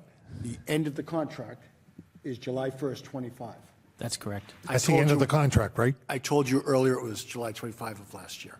I'm just correcting myself. Oh, okay, but you got new negotiations on the way, so your costs are your best estimate, or I thought I saw in sewer and water you had some contingency put aside, or do you have the same thing here? No, the contingency is for DPW. Excuse me, it's for the entire union body, which includes water and sewer. Water and sewer, so, okay, but you feel confident that your negotiations, you should be able to meet this budget? I do.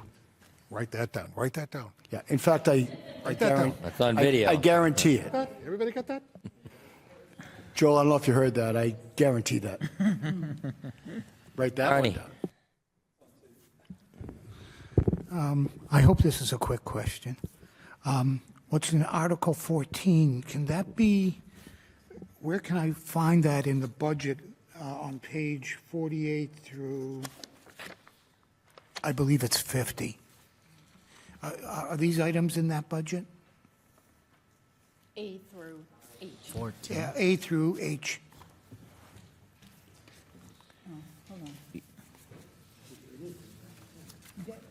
I'm not following, sir. Okay, Article 14. Article 14 is the whole fund. budget. It's the whole budget, but Oh. like, Is- for is the example. operating budget. A is on page 48, DPW, General and Highway Admin. And if we look through here, we'd find them somewhere. So what you're right in saying page is 53. everything here on these 3 pages constitutes the general summary that is in Article 14. Through you, Mr. Chairman, Article 14 is the entire general fund operating budget for the entire town, which includes all the departments within the town hall, the police department, the fire department, the non-enterprise funds, in the school department. So we're discussing Article 14, and this is a piece of Article 14. Article 14 is all of the town budgets all in one big giant article. So we're covering Article 14 now, and these little pieces of it are on various different pages. I So get for it. example, Thank you. DPW is page 48. If I may, Mr. Chair, the Yes. DPW articles that we're working with right now, they are from Departments 421 down through 433. It begins on page 48 and ends on page 45. 55, That might make it right? 55, I'm sorry. 55. 48 through 55 is all of these departments. Yeah, and I could just add, you see on the table of contents where it shows you page numbers, it shows you a department number next to the name of the department head, to the right of the department head. It's in the blue banner on the budget. Well, that's if he has a That's colored where, version. if you want to match it to where it is on the budget. Yeah, okay. You get it? Okay, perfect. We good on that? Okay. Linda, did you have a question? It's on page, through you, Mr. Chair, to DPW soup. Could you On just make sure you page- get the mic close? You make Oh, sure the light's sorry. green, because I can't hear you, and I'm right Sure here. So can. people at home certainly can. It's on page 50, and there's a footnote with it. It's miscellaneous construction materials and supplies. And the footnote says expenses moved from 422 to 421. There's a 6,000% increase. Can you first tell me what 422 to 421 is? Sure. 422 was Highway construction. highway construction, no labor, no personnel, just materials. We have combined that into 421.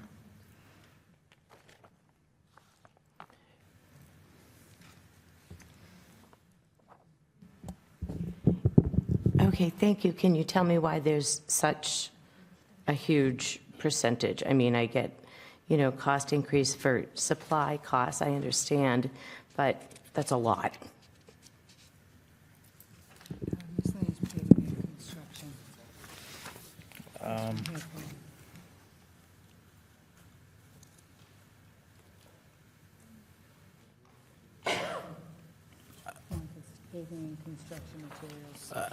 So if we take from page 51, Yep.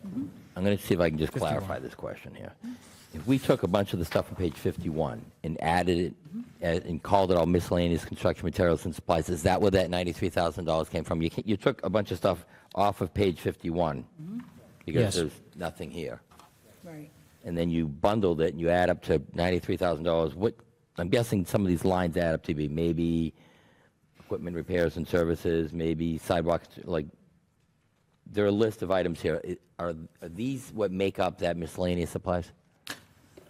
Yeah, that's part of it. Okay. Yes. Okay, I found a good example. Okay, if I could, I think this might help. So if you're looking at page 51 on the budget, the first line is hazardous waste. To the left of it is a number, 523006, right? Now take yourself onto page 49, the very first item there,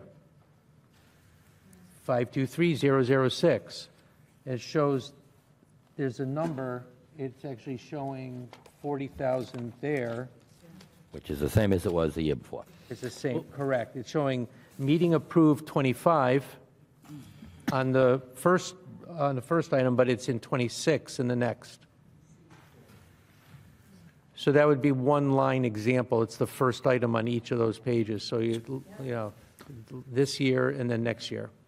Mr. Chairman, Yes. if I may also, also going through this process, mostly Biz and I discussed the necessity for 300,000 line items when, if they're construction materials, let's put it in one line item.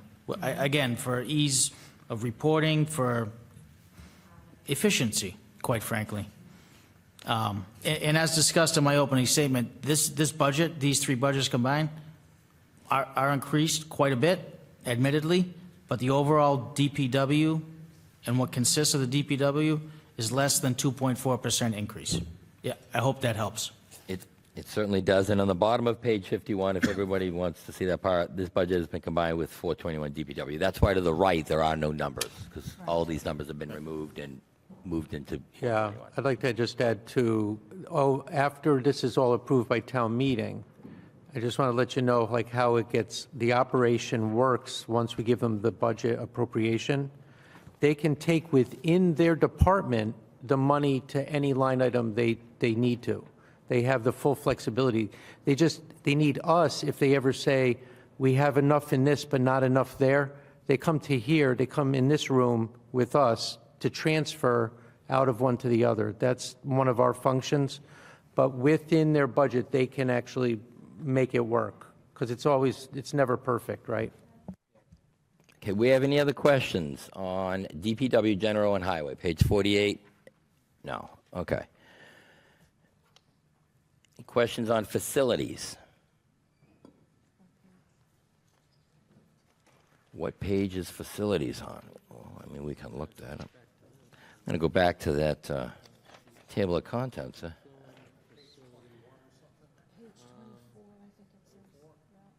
Yes, page 24. Any questions on facilities, page 24?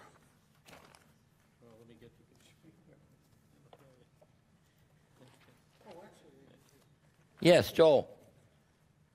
Paul, is facilities where you're doing all the utility costs now? You used to do it by building. I think last year you changed it. So that's a little bit of a loaded question. The utilities for the buildings, yes. Utilities for the buildings, yes. Right, but yes, well, hang on. The utilities meaning street lighting for street lighting. No. I mean like gas costs, natural gas for heat or whatever, electrical power to the buildings. In the past, you used to have it by department. So like the library, you knew how much they were spending on gas and electric. But I think last year you changed it. You put it all in one line item now. Is that right? 4 years ago, yep. That's correct. Yeah, Yes. I know it was a little bit ago. So Yep. is that still the case? Yes. Okay. So your electrical went up and your gas is about the same? Fair to say. Okay. And I assume the electrical going up has to do with the new fire station? Correct. Thank you. Okay, thank you, Joel. Any other questions on the facilities budget, page 24? Yes, Carolyn? Sorry. Just to make sure I'm understanding this, this department has, what, 3 custodians and 1 skilled craftsman? And you oversee it, but your budget is, your salary doesn't come out of this budget? That's correct. Okay. Would there be any, I don't know if it's possible, combining this with the Department of DPW budget at some point? Can't? Didn't think so. If you noticed, last year it was. Yeah, yeah. Oh, But okay, no, thank you. Again, just to consolidate. Nope, no, that makes sense. I just wanted to make sure I was reading it correctly. Thank you. Okay, any other questions on this? Mr. Chairman, comment? Yes, Mr. Carl. Just another example for the members of consolidation. As you recall, in last year's budget, we had a line item, I think it was for $89,000 for a facility manager for municipal buildings. I mean, this building is 150 years old.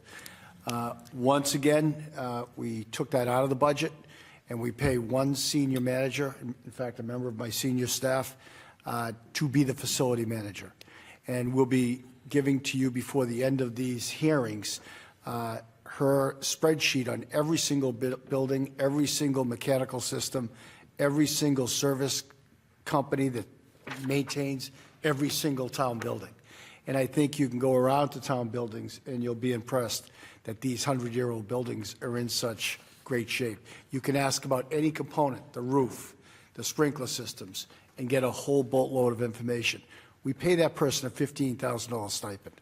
So we saved $130,000 between the salary, the benefits, and insurance, and we're getting A-plus work. So I just wanted to share with you another example of consolidation. Well, thank you very much for that. Any other questions from the committee on facilities?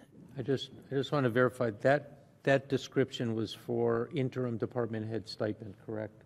What he just described, was that the item that was being discussed? Well, that's removed from the 26 budget from page Correct. 24. So. Right. That's my question. Okay. I just wanted to verify that you were describing the interim department head stipend, correct? That's what you just described? I just want to make sure I was following you. Dave's- I was following you, correct? Okay. Good. Yep. Okay, thank you for that. So we've covered Article 14, DPW General Highway and Facilities. Highway Construction. We have any questions on highway construction, which is on page 51? Well, I just figured I'd say. Okay. No questions on Article, page 51, highway construction? Okay, because that's been combined. Yep. Mr. Chairman, you had asked, the members asked the question earlier, how many of the, and it was out of order at the time, but it's under highway construction, how many of the roads were resurfaced have had to be dug up because of a broken pipe? I believe, Paul, your answer was? The answer is 4. Okay. In the last 4 years. 4 in 40 years or 4 in 40? 4 in 4. Thank you. Okay. So there's the answer to the question from earlier. Thank you for having that. Let's see. Next, we have Article 14, Waste Disposal and Sanitation, which is page 55. And if I remember, Mark, you had a question about this, and we were holding it till now.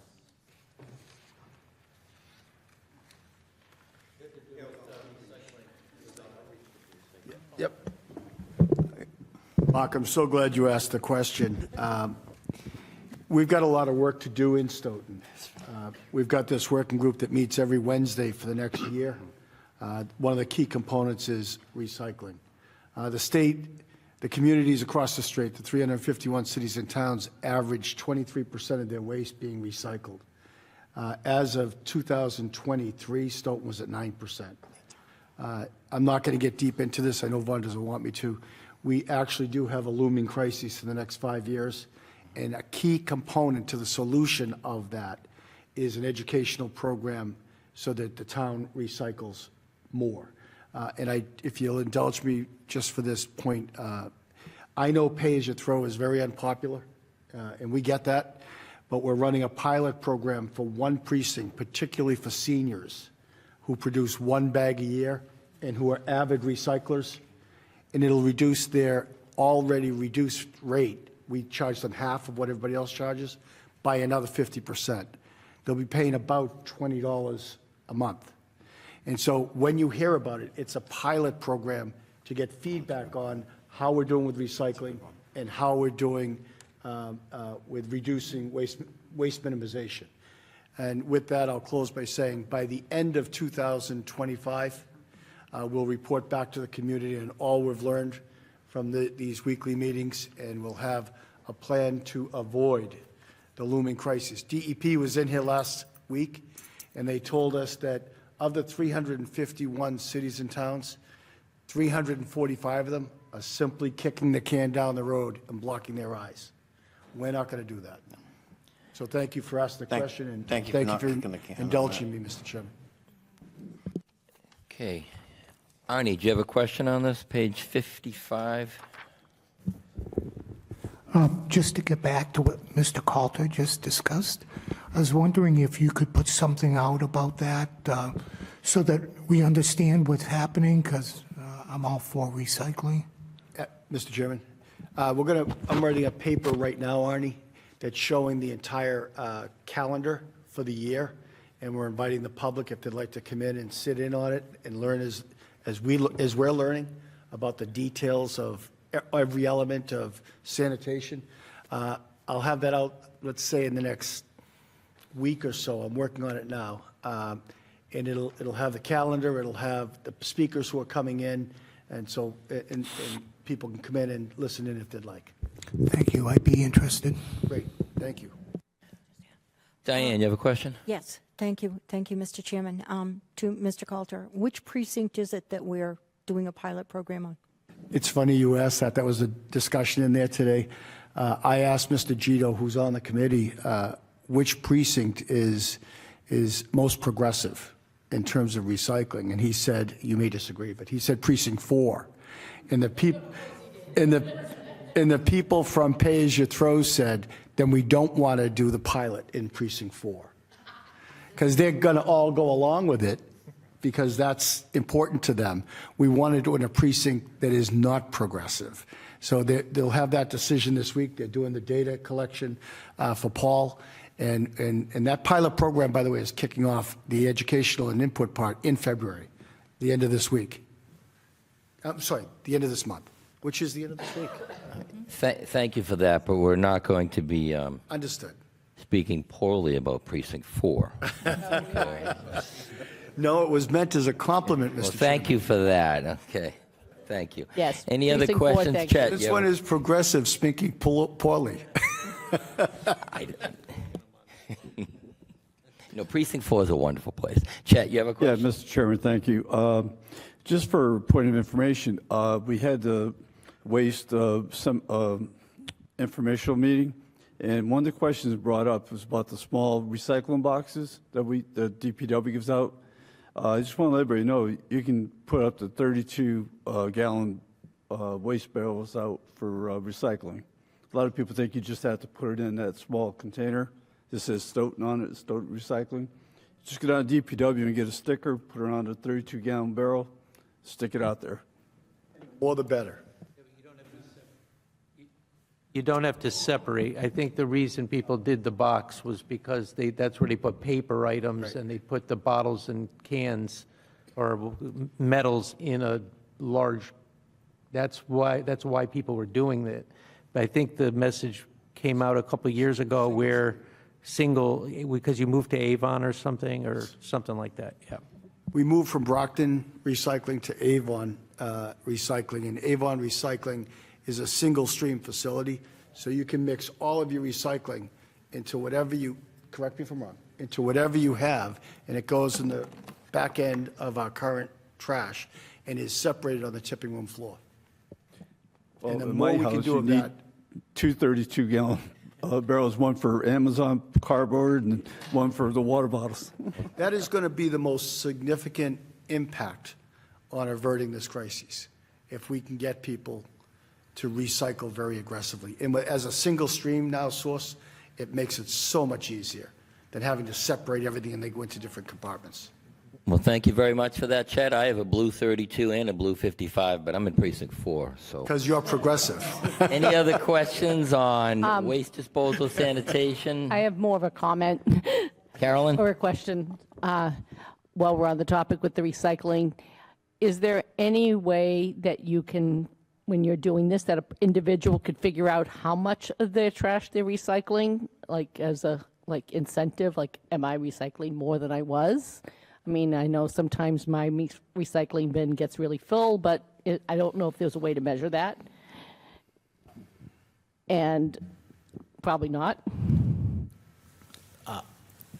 The answer is what Mr. Coulter said, may be unpopular to some or most, is a pay-as-you-throw system for trash. Because when you're actually buying your individual bags or whatever, all of a sudden you recycle more because that doesn't cost you per each unit you're getting rid of. Now, when you buy those bags, can you put I'm using my regular trash bags. Can I put a whole bunch of them into one? Oh, yes. Because, right, So into my I'll barrel? speak from experience. In the community in which I live, we used to have a bag system, 33-gallon bags, and I would put 3 tall kitchen bags in one of those bags, so yes. By the way, we are not going to a bag program. Paul, I was just going to say that.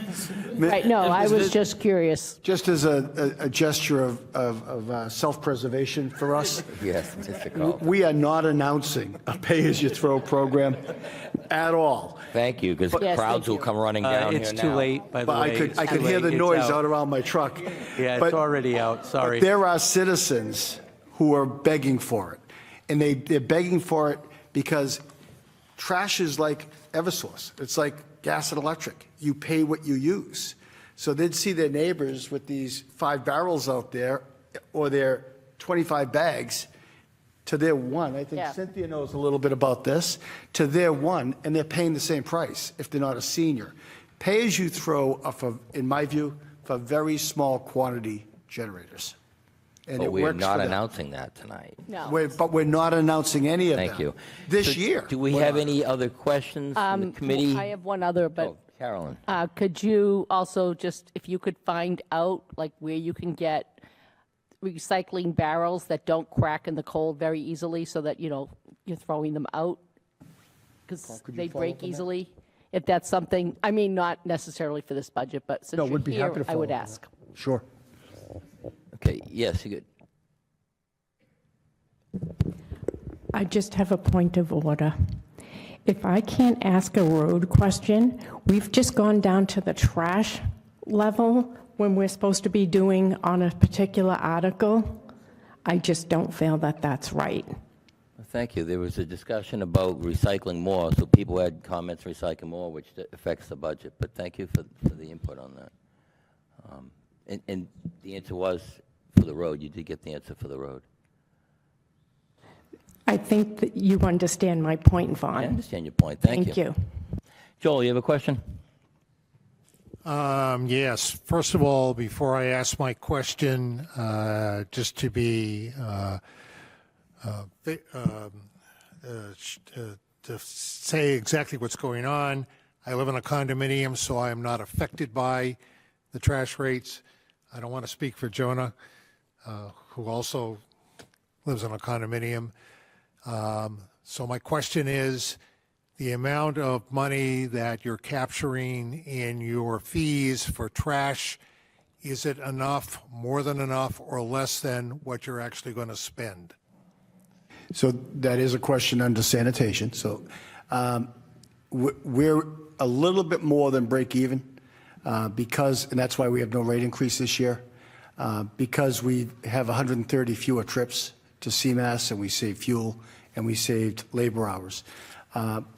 We've got a little more efficiencies to pick up, operating efficiencies, so we're confident that even though the rates are remaining the same and our labor cost is going to go up, that we'll continue to break even in this FY26 budget. The real impact is going to come when we can ship in the future by rail, because within a few years there'll be no waste landfills in Massachusetts. Everybody's waste will be going out of state, most likely to Ohio. So that's some of the speakers that are coming in here to tell us what the options are. We could have an explosive, to your point, Joe, we could have an explosive increase of 10x on sanitation rates if we don't act in the next 5 years.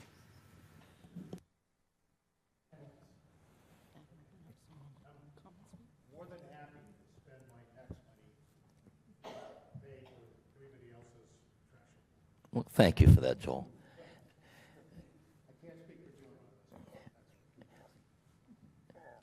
Heidi, you have a question on this? Just to, I don't know if it's necessarily a piggyback, but thank you for the segue. If we're going to be promoting this recycling program in town, would we also be able to do something to influence those who live in condos or apartment complexes or businesses? It's a great question. Two things. The biggest reduction in our sanitation budget was from taking the solid waste, furniture, out of the waste stream that went into the back of the truck. So that's where the reductions down to CMAS came from. The second thing we're doing in reducing the volume is we're collaborating with the coordinator in the schools for recycling and waste minimization. And we're going to be starting a that's Plymouth, SMAC TV show in collaboration with the children in grammar school and in high school. The best way, I believe, to influence the outcome here is the way I was influenced in my hometown. My 5 grandsons made fun of me for not recycling. So we're going down that road. Anybody that would like to be involved with that program, that educational program, would welcome that help. But we're going to do it with the help of our children, leading the way. It's a great question. Okay, thank you for that. Any other questions on waste disposal and sanitation? Okay. I just want to confirm, Mr. Jaffoon, you had said that there was a reduction in trips to CMAS, and that's largely due to the solid waste being removed, the furniture and stuff like that? That's correct. Okay. And has any consideration ever been thought of about recycling every week rather than every other week in a possible attempt to reduce waste heading to CMAS? Has any analysis ever been done on that? It's somewhat of a non-starter because of the age and lack thereof of additional equipment and labor. So not really is the answer. Okay. Mr. Chairman, thank you for that, Mr. Respectfully, I'm going to disagree with my colleague. I just haven't told him yet. I think he knows now. We're going to do recycling weekly. We've got 12 rear-end loading trucks. And the only way we're going to increase from 9% is making it really easy and really inexpensive. And this is a really big problem that can be solved with a little bit of an investment right now. That's the biggest comment I hear from people as to why they don't. You had mentioned to me a month ago. So, yes. Paul, I look forward to talking to you about this. Okay. Do we have any questions or comments from the public on that? I saw Cynthia. You have your hand raised. Please identify yourself for the record. Cynthia Walsh, 1096 Park Street. I'm glad to hear that besides the seniors, you want to involve the children because they are the ones that frequently get involved with the trash. I wonder if there's some consideration of working with the Youth Commission, training some of their young people to go into the schools and explain it to the younger children. Kind of an older child to a younger child. They might tend to listen. The other thing that we did way back when this first started, and we did go school to school, was the person, the volunteer, would bring an assortment of cans and all kinds of items that were empty and clean, and have a a bin that said recycle and a bin that said no. And then ask the children, you know, after you explain the process, hold up a can or hold up a package and ask them where that would go. And the kids enjoy it. It's a little break from reading and writing and arithmetic. But they also remember those things, especially many children are visual learners. And so they remember that the box of cornflakes goes in the recycling, the empty can of peas goes in the recycling. There's a bit of a disagreement about pizza boxes. The lady from the state said if everything is scraped out, even though there might be grease stains, you can recycle it, the boxes.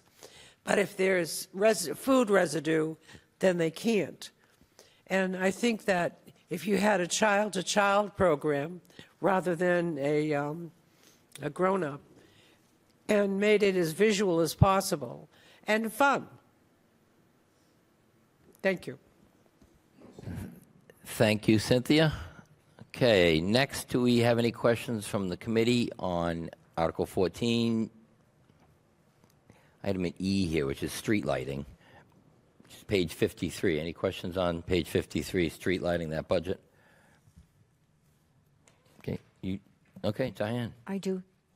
Thank you, Mr. Chairman. I've always been a big proponent of lots of street lighting. I know I've spoken to Mr. Gaffoon about this before, especially the lighting that goes in front of the high school and on Adams Street, which is still darker than dark.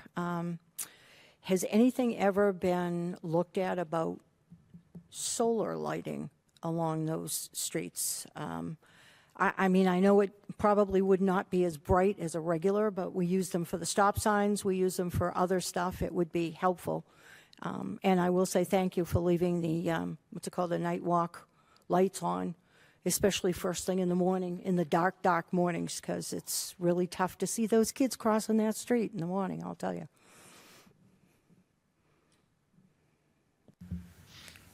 We haven't looked at it, but we can look at the solar light, sure. Okay, is there any way a resident can turn around and say, you know, it's really dark on my street and maybe put in a request for a street light? As long as they've got a telephone pole there, I would assume, right? It happens. It might be a way to go. Yeah. Mhm. Perfect, thank you. Okay, do we have any other questions from the committee on the budget for street lighting, which is on page 53? Hearing none. Next item, 14, part of the DPW budget here. We have snow removal, F. Oh, Dave. Oh, that's my questions on F. Perfect, that's why I said Dave. Thank Perfect. you. Page 52. Through you, Vaughn. Thank you. I'm looking at the actuals on snow in FY24 at 109. That's when you add in the stipend to the 104.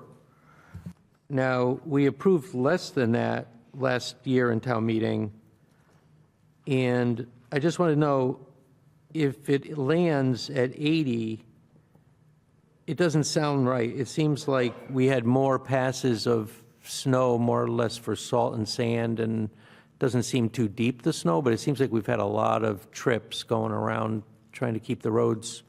Are we actually going to land, 20% less than last year? I mean, I don't know. I mean, obviously, we're still in March, but, leading into March. No, we're not. So you're gonna need more for this year's budget already? You can see it coming? You're already Correct. You've already exhausted the 80? That's correct. Okay. Do you forecast any kind of needs there or any way? I know you can't forecast the weather, but how far behind are we already, I guess? If you had I have to a guess. general idea. I'll defer to Biz. I'm sorry. It could be a round number. I don't expect to have an actual. I'll say one issue that we've had this year is we've had 3 Sunday storms with the temperatures dropping that turned into ice, one of which turned into a Monday, which was a holiday. So the labor costs dramatically increased for Sundays and holidays. So that's one contributing factor as to why we're going to be well over that number this year. Okay. And I guess the source of that is going to come from transfer? Is that where we're going with this? With the snow and ice deficit, that will be part of the town meeting process, where we will be allocating, the closer we get, we'll have a better figure, but we're going to be allocating approximately $500,000 for the snow and ice deficit at town meeting, and that will be Adding that coming much? from free cash. Adding that much? Yes. It could fluctuate between now and town meeting, but that's what we're projecting right now from what we see. And that's not like, that's just because of the timing of these storms? No. A lot That's of a it is. huge A number. lot of it is. Mr. Chairman, I think Dave's question deserves a really straightforward answer. I don't know why we made it so suspenseful. This has been the worst of all winters, not because of blizzards, because of ice. You know, it costs just as much to spread sand and salt as it does to plow roads. This year, most of our storms have happened on a weekend. The union contract that has been in place for a decade, drivers get paid 2.5 times the normal salary, plus 15% on Sunday. The last 6 events, 5 out of the 6 have fallen into Sundays. And it's not snow, it's ice. And that's what has really banged this budget out of the park this year. Your questions, Dave, is what he and I talk about every Monday morning. And I say, Paul, you gotta be kidding me. Right. How can it cost this? All of our employees and 20 contractors. It costs just as much to put down salt as it does to plow snow. Can I ask a follow-up to you, Vaughn? So where are we on our reserves right now, on the Finance Committee reserve? What do we have? It can't come from there. Where can it come from then? Where can it? Finance Committee reserves, they can be used to supplement the budget. However, we will be supplementing via free cash on this particular issue. Free cash. That's free cash, not that, okay, and that's in FY25. You want to use free cash for FY25, correct? It is an FY25 number, right? That's correct. Correct. We do not project out FY26 costs. The cost stays stagnant at $400,000 a year for the snow and ice, because if you put money into snow and ice, let's say we want to put up to $600,000, you can never, ever reduce that number. So again, it's a conservative approach, and it's one of those things that we can raise on recap, but this year we have the funding to cover any snow and ice deficit via free cash. Dave, but you're right. We're talking about this fiscal year. This fiscal year. So I do have another follow-up, because there's an email that I don't think you had time to get to yet, but that's okay. I'll get it, eventually. But maybe you could speak high level on the sources that are contributing to the free cash number. It's a very big one. We're not used to seeing, north of $12 million in free cash. Just generally, what's that burst coming from? It is a very long, complicated process to get to the free cash figure. There's one section that's called pure, and I would have to start at pure to explain that, and it's more of a visual, so you can see how it comes about. And then from there, we get a pure undesignated fund balance, and then there's all kinds of deductions that are required by the Department of Revenue. So the biggest thing I can say is there was a large impact on the free cash based on purchase orders from 2015 that were closed out during this year. And when you have an outstanding purchase order on the book, it becomes an encumbrance and it becomes part of your balance sheet. So we closed out substantial purchase orders in all funds, the enterprise funds, the general fund, and that was a substantial amount of money. Is that a sunset? Thank you very much That's for a that, sunset bylaw thing? No, sir. Nothing to do with that. No, sunset bylaw didn't come into effect until fiscal year 2025. Got it. All right, so Thank you very much, my Biz. We're last gonna get back question. to snow removal. This is relevant, Vaughn, because we're talking about money in the snow budget, okay? So. I just want us to stay on track, We Dave. always talk about sources of money to pay for things. I've seen it all night long. Well, how are you going to pay for that? This is another one of those. Dave, do you have another question I on do. snow I removal? do. Thank you. There was a number coming in, I know, as a new growth number. It had to do with the TIF loan that rolled off, but it also rolled off in FY25. Dave, this is not relevant. It is to snow relevant, because removal. I just want to know, does 946,251 show up as free cash this year Dave, before it becomes Dave, new growth next this year? question is not relevant. It is relevant, because It if is it's, not. if it's free cash, then it's relevant to this exact topic. We're discussing the snow removal budget. Exactly, which Thank you. requires free cash to cover. Dave, Vaughn, what do you want me to say? We're I talking about... want you to ask a question regarding snow removal. This is a question. Is the money in FY25 considered free cash before it rolls into new growth? Free cash does not roll into new growth. Okay, thank you for that, Biz. Then it's only new growth. Do we have any other questions on snow removal, part of Article 14? Lisa? Okay, this is a point of order. Thank you. In terms, if we're talking about snow or anything else in the budget, how are you objecting to understanding how we're going to pay for things that are in the budget? As a general statement, as the chairman of the Finance Committee, we have a finance director, we have a town manager who develops this entire budget Yes. based on revenue streams. Yes. Okay? As a finance committee member and as the taxpayers that I represent here, we want to know these answers. And we don't understand why you, as a chair, would prevent that.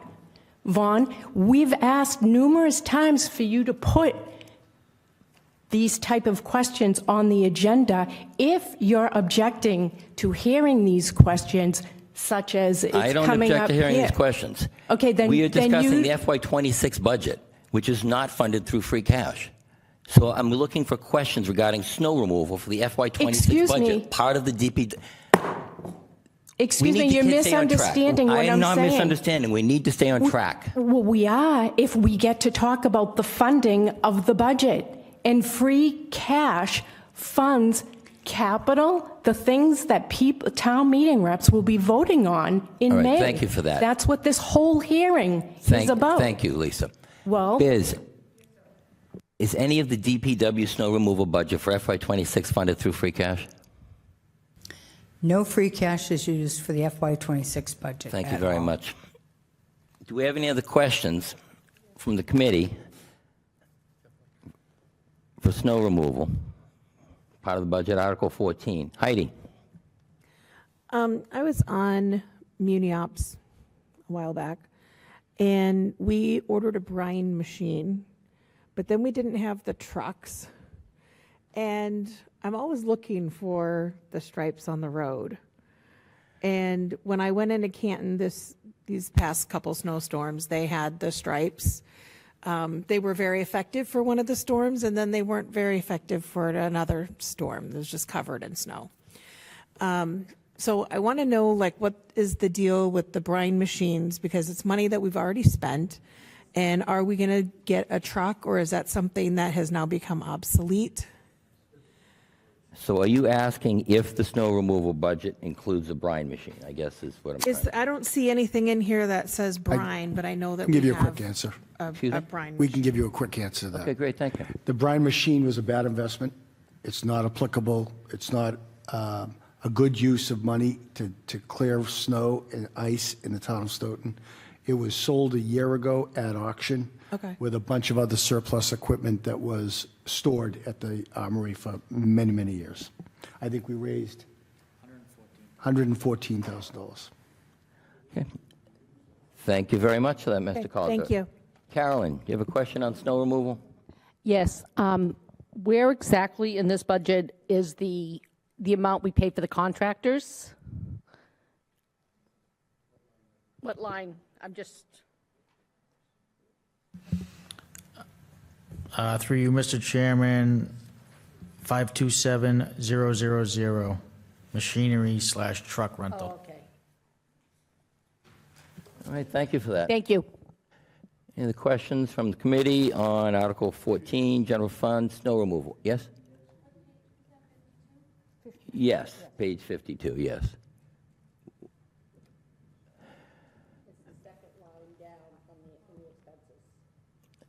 Any other questions, committee? Article 14, snow removal portion of the DPW budget. Lisa? Yes, so as a follow-up to my last comment, I would like to know, I heard you say you don't object to having these funding sources. That's Questions. not what I said. I don't object to the questions. I object to them going on during this. Okay, so my question to you We're not going to continue is discussing when things are not we on the going to agenda. be We able are to not have that going to- discussion as the We are chair? not going to continue discussing things that are not on the agenda. When are you going to put it on the agenda, then, is the question? I guess we'll see when we do that. Well, we had the same problem last year, Vaughn, and I haven't seen it on the agenda. So I'm trying to push for the public who wants to know, as well as myself.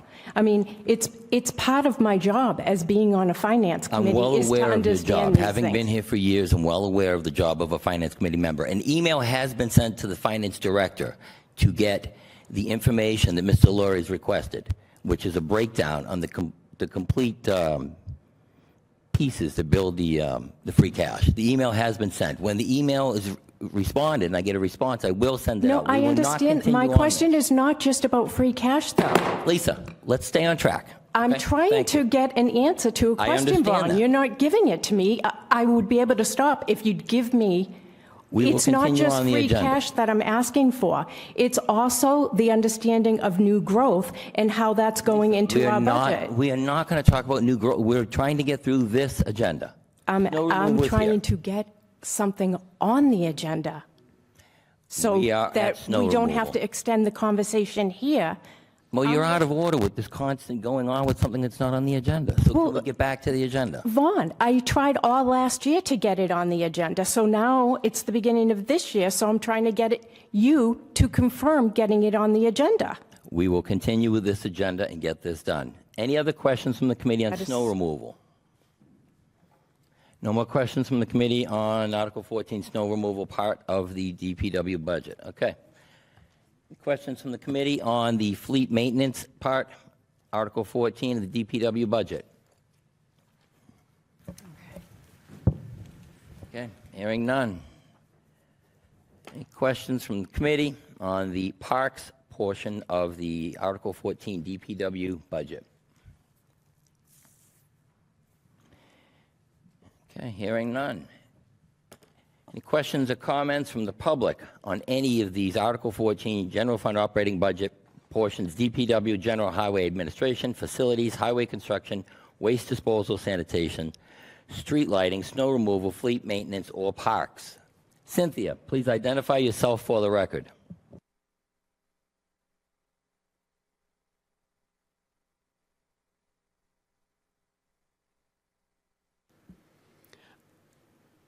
Cynthia Walsh, 1096 Park Street. I answered my own question. Thank you. You're welcome. Okay. All right, next section on the agenda is item 11, which is Article 26, Public Works and Facilities Capital. Item 1, Unforeseen Buildings, Facility Maintenance. Mr. Jaffoon, would you like to cover this? Sure, I'll be brief. 2 years ago, I believe, we inserted this article. Town meeting passed it. We used it right away. We have, much like an aging fleet of vehicles and equipment at Public Works, we have aging buildings and the systems in which they're in. Stuff happens all the time. This is just another vehicle in which to get them remedied and fixed and get the building up and running as it should without waiting 18 months for another budget or town meeting or any of the above.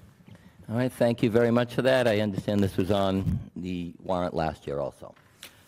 I think it was 2 years ago, but Okay, thank you. regardless, yeah. Any questions from the committee on item 1 of Article 26, unforeseen buildings, facility maintenance, $75,000? Chet? Thank you, Mr. Chairman. To you, Paul, we seem to get this, like you said, a couple of years now. Is there any way we can just increase the budget through the regular budget instead of asking for supplement or unforeseen? I mean, if we're going to do this every year, why not just put it in the budget? I mean, is that possible, or is it? So I know that question has come up with similar recurring items like the pond and lake management thing. Vaughn, you're chuckling. I know you.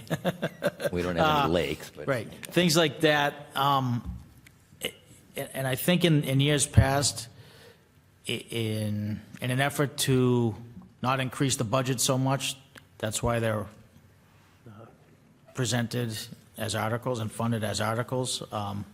Personally, I would like to see it as part of the operational budget, but that's up to you folks in town meeting. So I understand that you, I don't have it in front of me, but your budget for your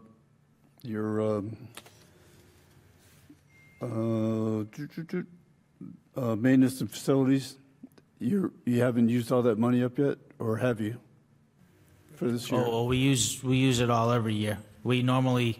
Well, that's my point. You know, if you use it all, why not add the 75? If not, if you don't accept this, can we come to the Finance Committee for transfer of funds to cover the expenses that you need for extraordinary repairs? We have done that. I know, but on more than one occasion. If we don't approve the $75,000, if that's cut out, would you be able to come to the Finance Committee for transfer of funds if you need the extra money? And if you don't put it in your operational budget? If something catastrophic happened in September, I wouldn't be able to go to you until May 1st. That's the reason, the main reason behind this article. Okay, so Does that answer? So last year you used the 75,000 also over your other expenses? Correct. All of it? Correct. Mr. Chairman. Thank you. You good with that, Chet? Okay. Mr. Chairman, with respect to that particular line item and Chet's questions, if we go for a transfer, it's got to be for an unforeseen and unbudgeted expense. What I've struggled with in the past is this Finance Committee is great to work with. Not every Finance Committee is. They debate whether it was unforeseen. By way of example, the front doors. That's not in any budget. We've spent $10,000 trying to fix the locks on those doors over the past 3 months. Unforeseen, unbudgeted. We're probably going to have to replace them. It'll be a $20,000 replacement. Unforeseen, unbudgeted. That's why I believe it belongs in capital. The money is never spent on, in most cases, I should say, labor and internal resources. It's all on subcontractors. When you've got a 135, 150-year-old building, the only thing that is for certain is nothing is for certain. We don't know what's going to break down next. And unlike, strike that, we know it's our job. We could keep this building for another 100 years, but we don't know what's going to pop up. And that's it. But they are capital expenses. They're not operational expenses. We never use this account, by way of example, to repair a truck or to add a guy onto a trash vehicle or add him to forestry during the springtime. This is purely a capital account. I understand it, Mr. Coulter. I know it's for unforeseen building and facilities. It can't be used for anything else. But my question is, if we're going to have this every year, why not put it in the budget? And then if something comes up later on that's unforeseen, then we can come to the Finance Committee, depending on what it is. I'm sure it's going to be emergency, something that we can get together. That's only, I'm just, one less line item we have to worry about. But sorry, I've gone through you. But if it is an emergency, we would have to wait for the Finance Committee to convene. And these are things we have to respond to very quickly. I'm sorry. He wants to put it in the operating budget. We have no, we can do that, but if we put in the operating budget, then we have to figure out what we're going to take out of the operating budget for expense. There's no money left over. We have to take out 75 grand if we're going to put this in the operating budget. Yeah. Thank you, Chet. Dave, do you have a question? Yeah, Vaughn, through you. I think this is a question for the finance director, because I think Paul, was starting to allude to the pond water management, where they were talking about the same thing. And in their case, they couldn't have a budget situation, because then you'd have the seasons running into an issue, because you got to close everything out at the end of a fiscal year when it's in the budget. But if you have an article, you could keep the purchase order open, and that kind of makes it a little easier to kind of, hey, I got to go buy something, I got the purchase order open, and I don't have to worry about it closing out at the end of June. Is that kind of where that was going? That's fair to say as well, yes. Okay, thank you for that. Lisa, you have a question on this? Yeah, just as a follow-up to that, so when the finance director was explaining earlier that she closed out a bunch of purchase orders, which increased the free cash all the way up to 12 million this year, when it's generally around, what, $2 to $5 million,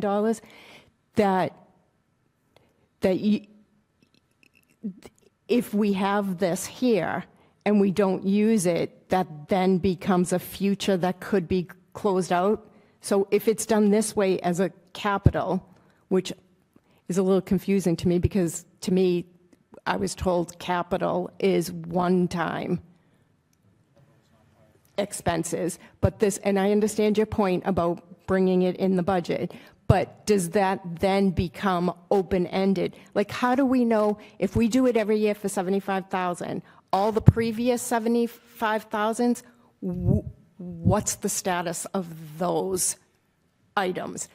Is there a balance? Do you understand what I'm saying? Sure. Or does it get carried The sunset forward? clause deals with that very directly. Beyond 3 years, I believe it is, it would have to be closed out. So no, it can't. We're closing balance sheet accounts right now, going back to 1995. So just to shore up my understanding, only from 2025 forward does that get prevented, but the finance director is going backwards to close out these type of items that have been hanging? Mr. Chair, to the members of the Finance Committee, the project is ongoing for any and all projects that are open. So let's say we have the town hall project from 3 years ago that we're still seeing $100 on the books. We will go back and we reallocate that money to a like project. Just as we're doing right now with this town meeting, you will see a whole bunch of money that's moving, closing out. Old projects are getting closed, money's getting reallocated, so it is being used up and not sitting on the books. And there are 95 roughly checkbooks within the town, and then there's about 300 sub-checkbooks within the town. So there's approximately 400 accounts that have to be reviewed every single day, every single week, to make sure that we are tracking everything that needs to be closed out.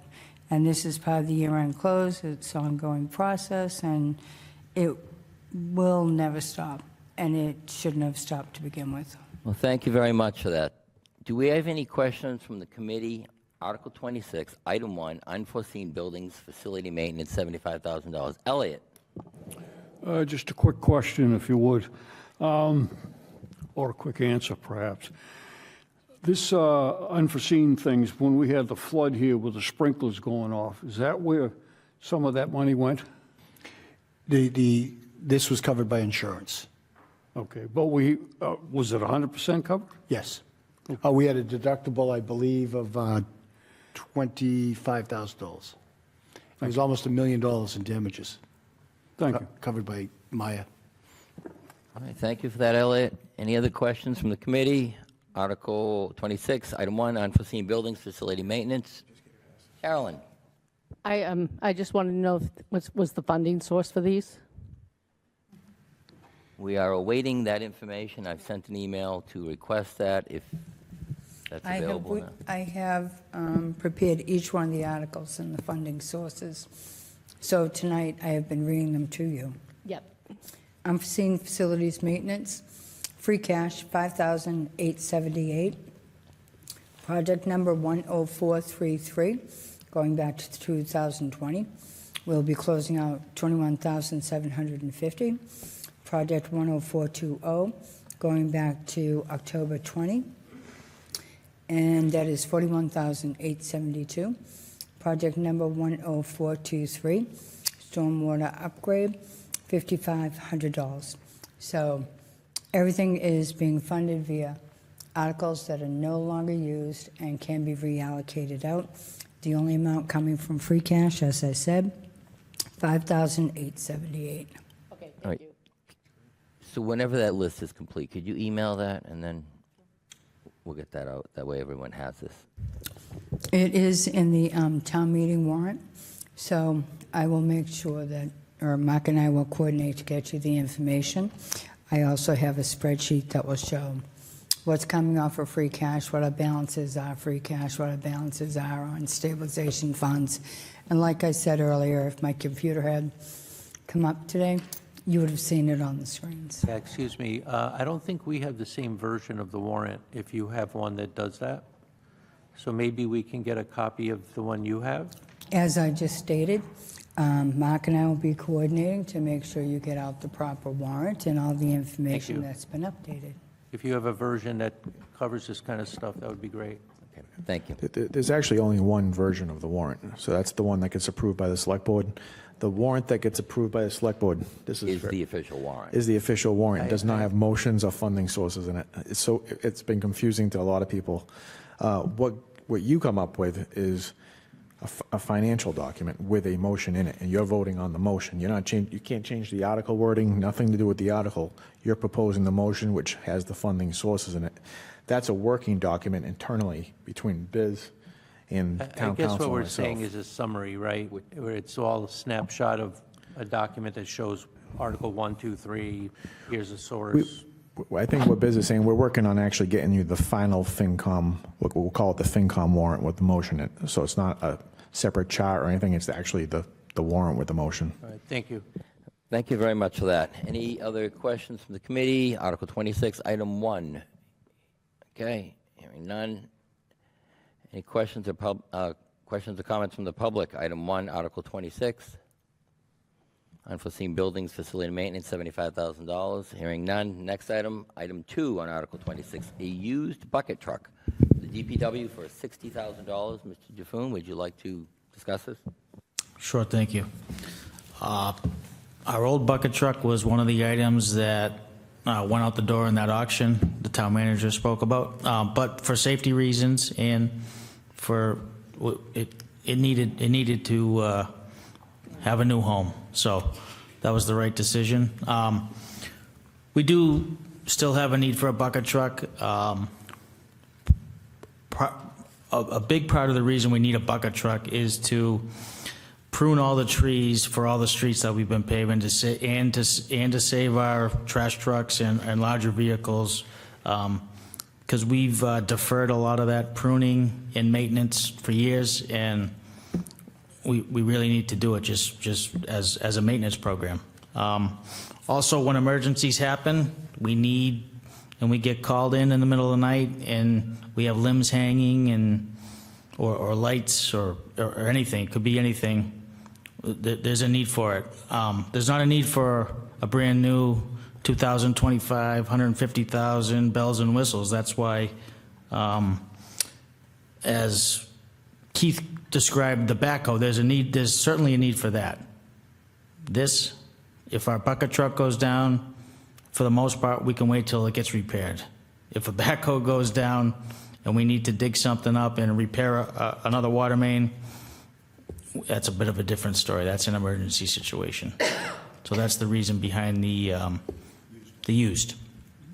Well, thank you very much for that. Any questions from the committee on item? Okay, Diane, you have a question?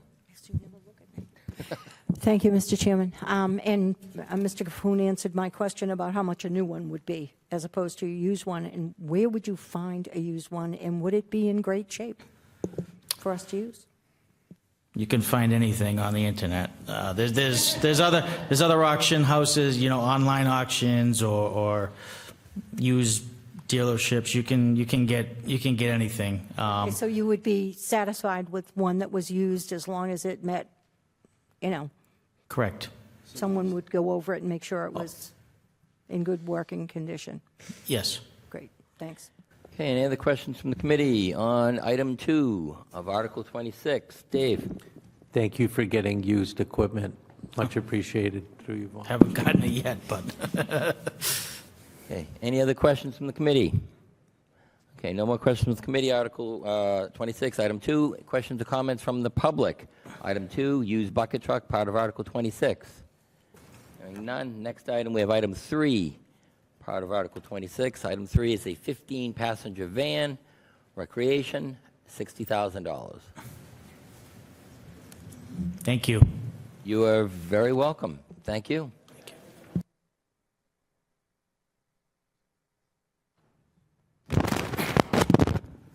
Matt Koshan, Recreation Director.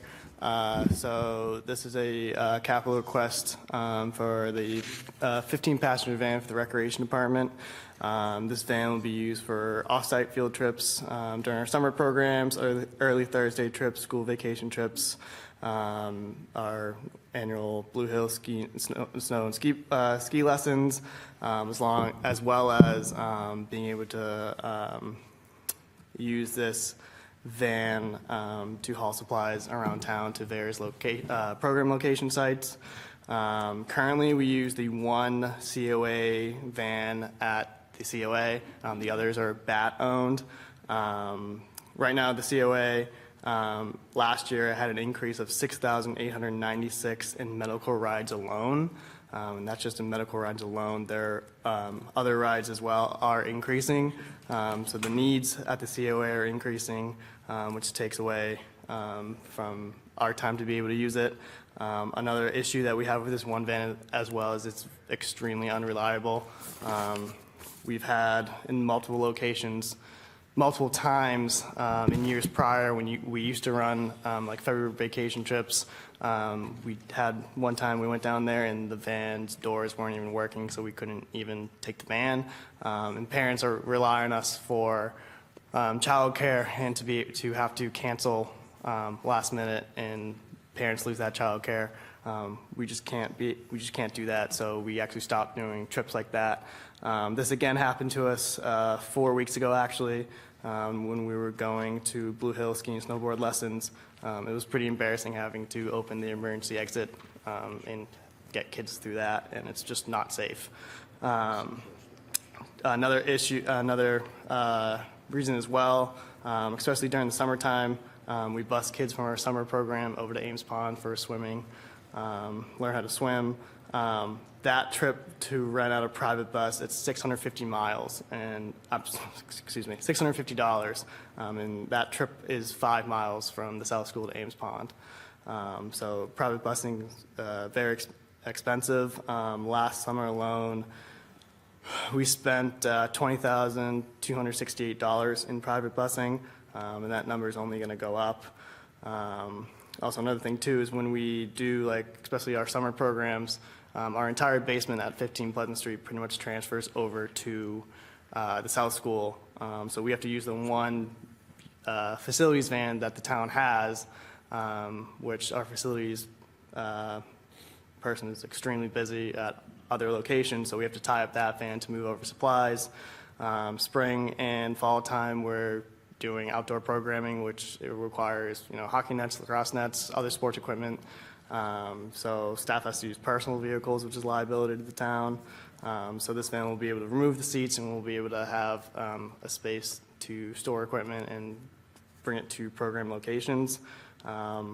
This van, owned by the town, should reduce costs for our participants. I'm very proud to say that from all the neighboring recreation departments, we probably have the lowest program costs you can find.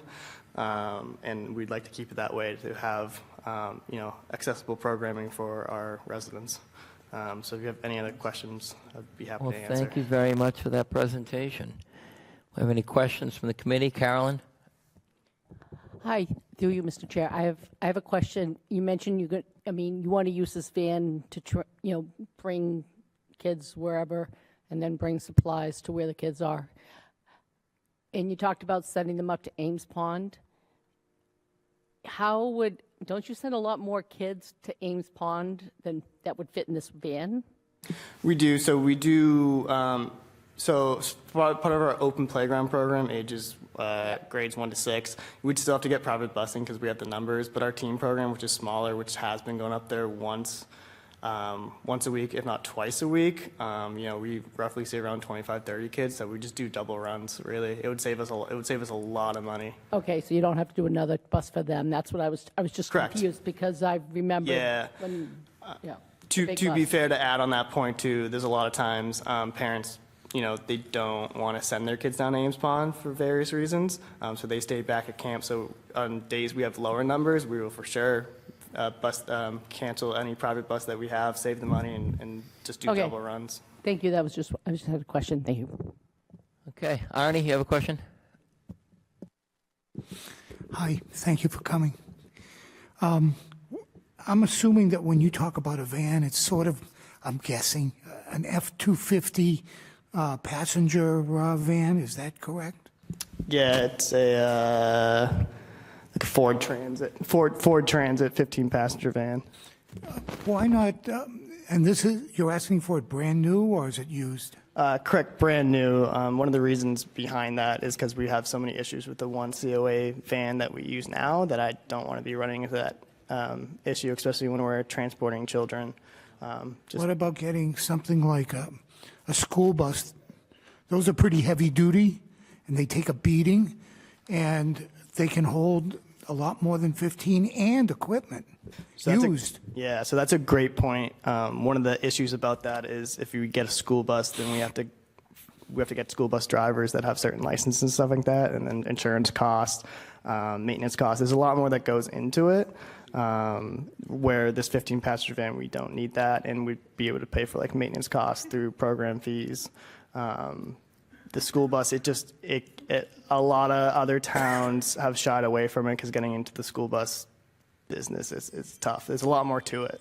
I was just strictly thinking in terms of a vehicle to take a beating that will last a long time because you're just doing short runs. It's not like every day of the year use. Correct. It's the finding drivers with the appropriate licensors and their cost. And then if they can't drive, you have to have a backup driver because you can't just have anyone drive a school bus. And then it's insurances. What about something like the hotel transports? Those are a little bit bigger, and see if you can find one of those used. I'm not sure what you're talking about, the hotel. It's basically a box truck with windows and seats in it that has God,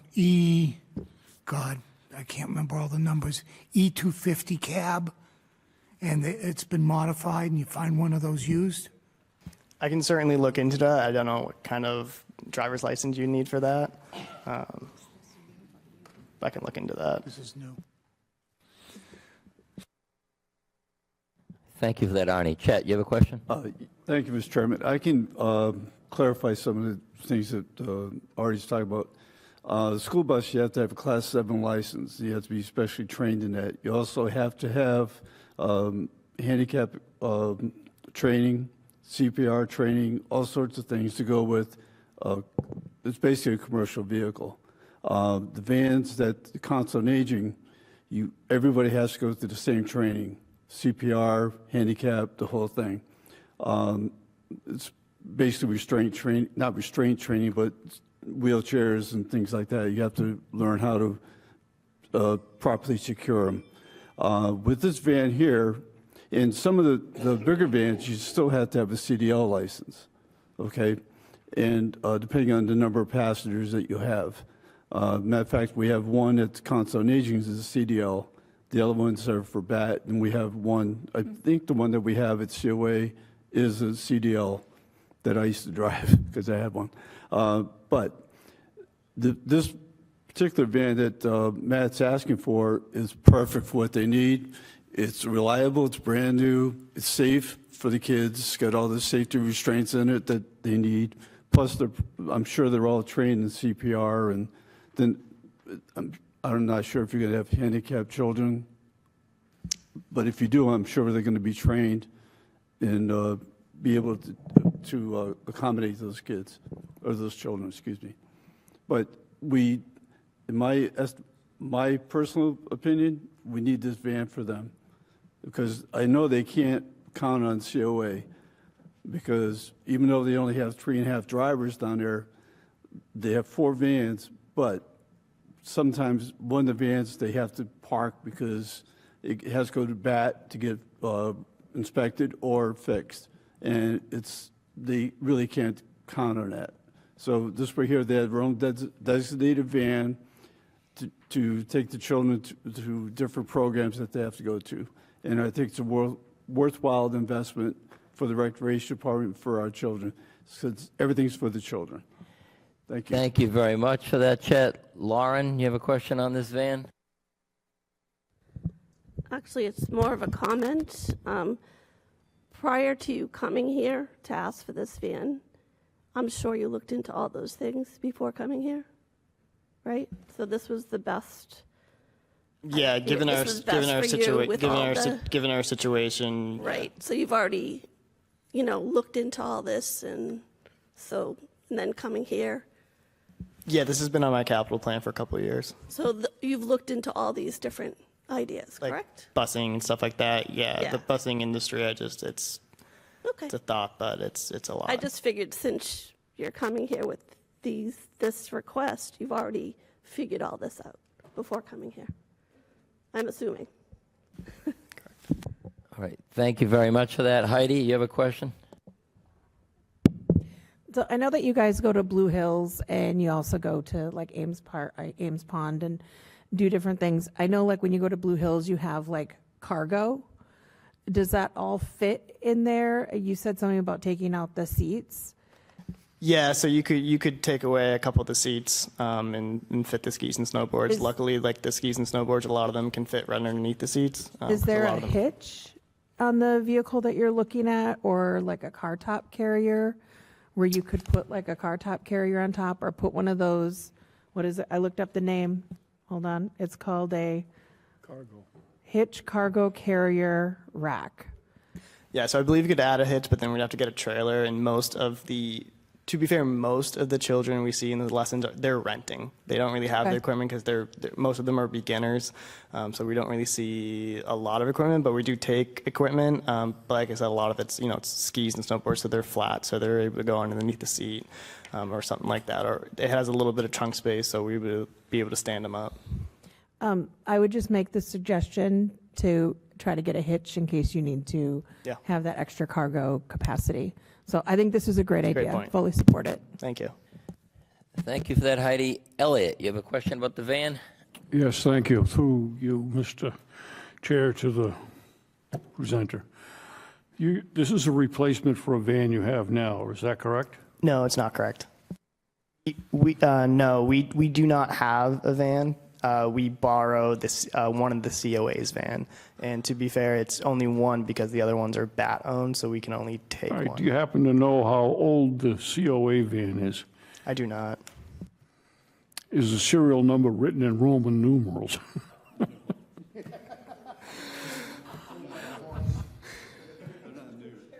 I know the COA could answer that question a lot better. It's chipped in stone, Flintstone. Thank you very much for that question, Elliot. Mark, you have a question on this van? Yeah, it was partly what Heidi was saying with the trailer hitch. That my question was going to be, I about a trailer hitch and like a 5-foot trailer, because I mean, I'm sure you guys could use a trailer. Yeah, it's something we can definitely look into. I think if we, start seeing that we have the need for it, we can then get a trailer for it and hopefully pay for that with like program fees. I mean, yeah, because I mean, like a trailer is only like, $4 or $5 grand. Correct. So it's nothing. Yeah. So if you put on the trailer hitch while you're buying it, at least have the trailer hitch or the the tow package. Correct. Might as well have it there. So if we do run into Do whatever it, you get the- want, Yeah, that's a good point. And like with her thing, you can also put the cage on there so you can put like the cooler or whatever during the summer, and it's not going inside and stuff like that. So it is versatile to use it. Thank you. All right, thank you very much. Any other questions on the van? Okay, hearing none. Any questions or comments from the public? Cynthia, please identify yourself for the record.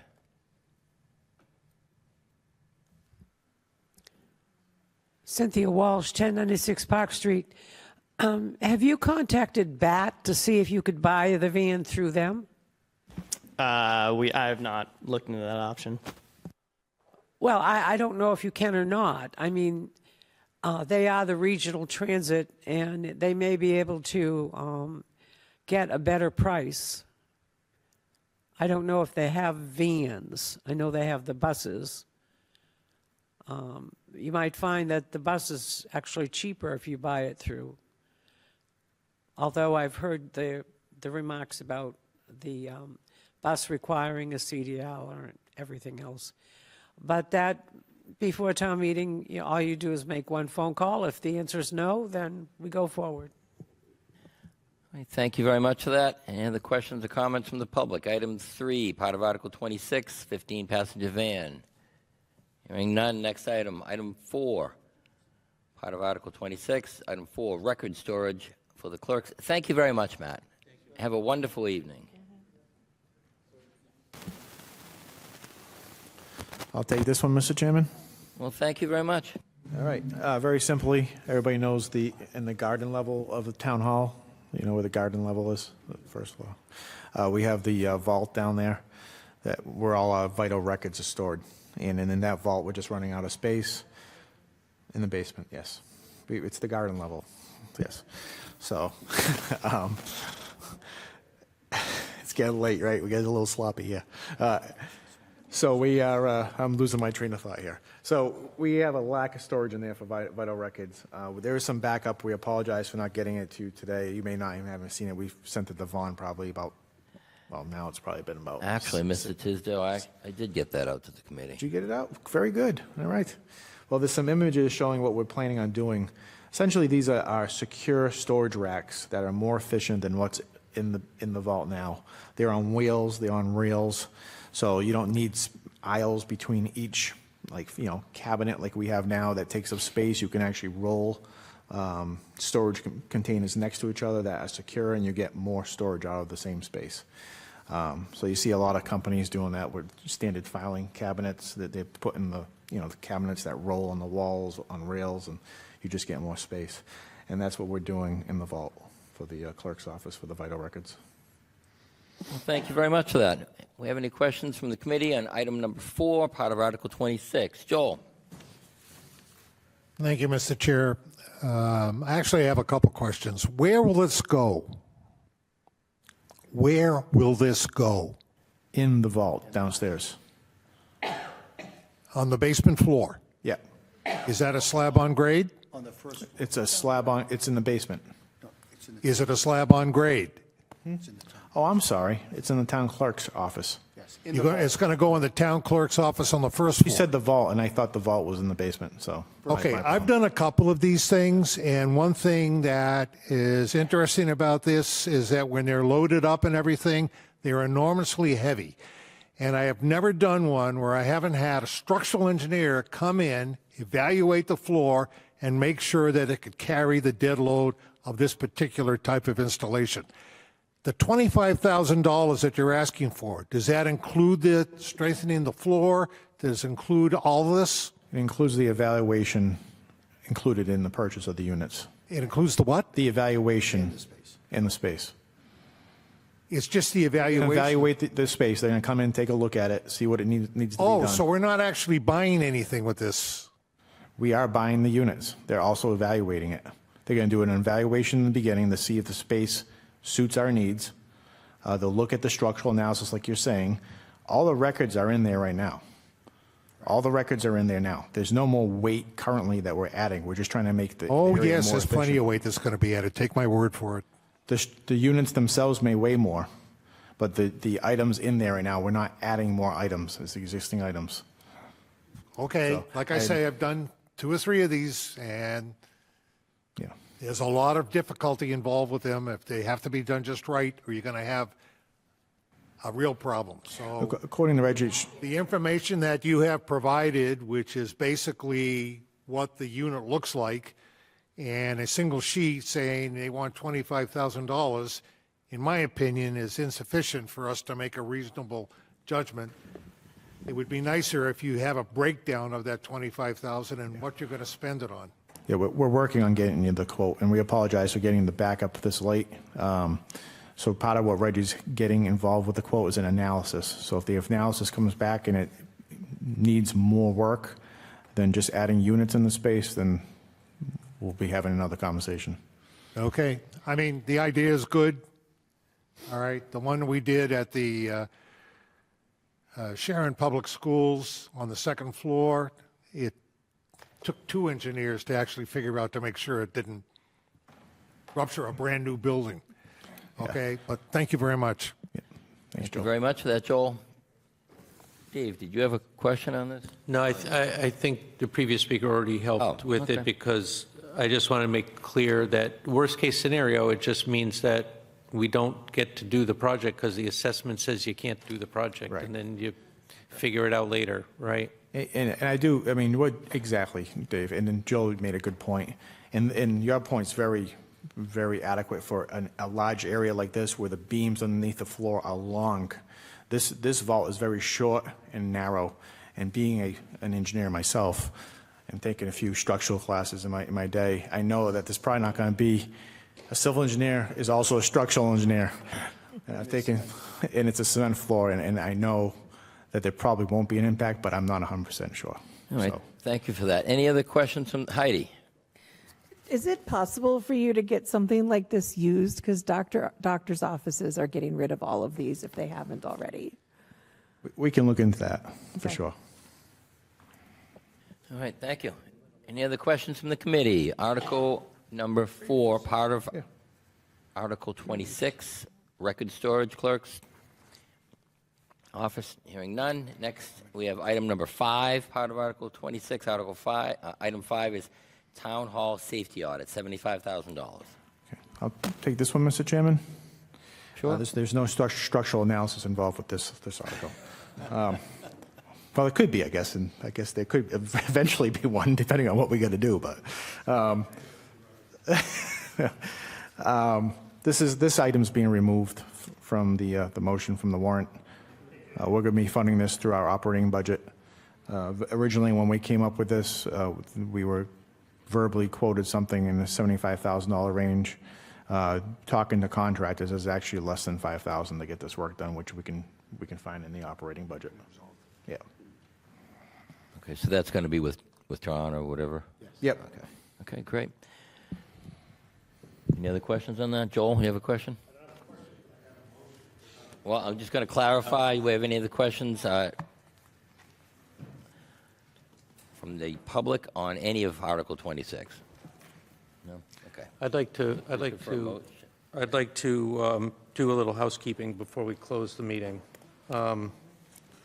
First of all, I wanted to thank the people who put the budget together, simplifying the columns, making it easier to read, adding a column for the Finance Committee, which we somehow didn't have last year, and now it's in.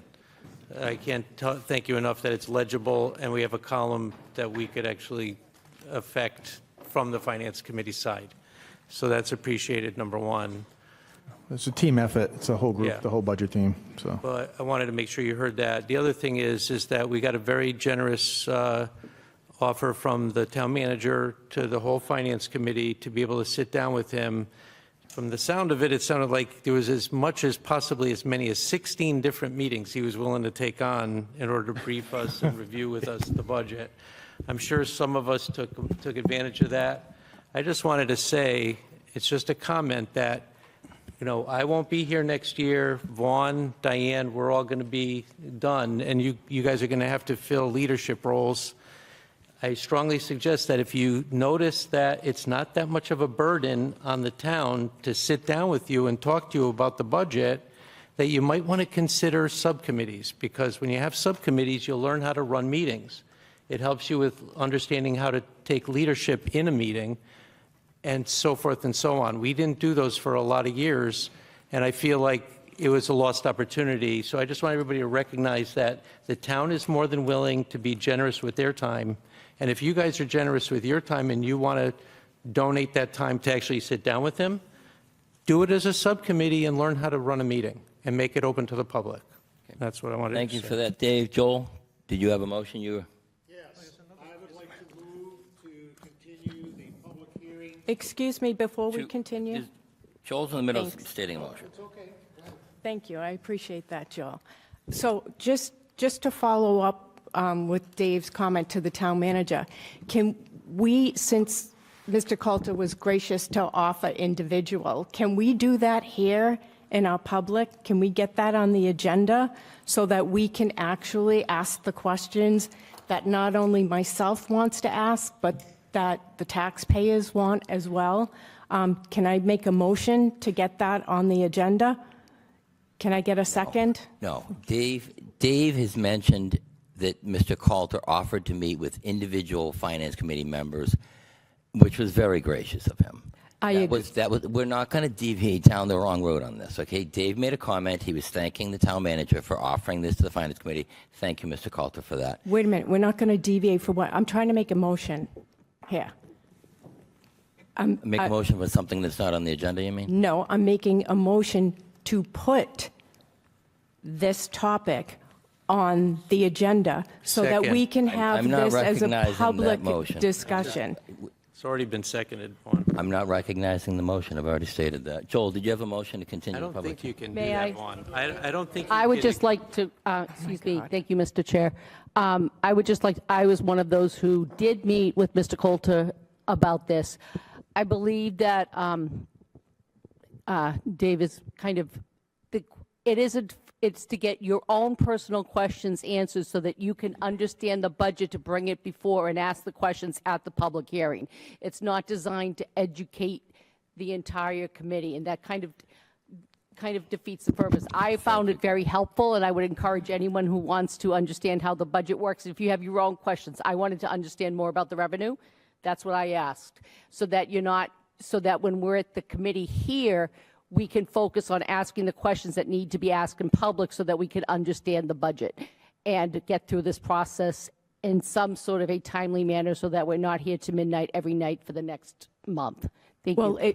Well, through you, Vaughn, for a moment, instead of taking, because I know our town manager has had a concern about us utilizing town employees, department heads' time, okay, that we could have one finance committee meeting per season to address these concerns. If we're talking about wanting to involve the public in their town government, increase civic involvement, we shouldn't be having these discussions in private. We should be having them publicly, and we could all be on the same page, hearing the same information at the same time. It's exactly right, and it's a lost opportunity, and we should have been serving the members better in the past few years. Thank you, Dave. Thank Joel? you. Yes, Joel. I'll second his motion. I will make the motion that we continue this public hearing Second. until tomorrow night, February 27th at 7 o'clock here at... Second. Okay. Carolyn, get the second. Diane. Motion Diane and a wants it. Diane. Okay. Diane, you want the second? No. Motion and a second on the table. All in favor to continue the public hearing? All opposed? Okay. Next, I'm looking for a motion to adjourn. Carolyn, you can We have a second? I'll second it. Chet, you get the second on that? Chet's the second? Okay. Motion and a second to adjourn. All in favor? Aye. All opposed? Hearing none. This meeting is adjourned. I'd like to thank the public for watching and thank the department heads for showing up. Have a wonderful evening.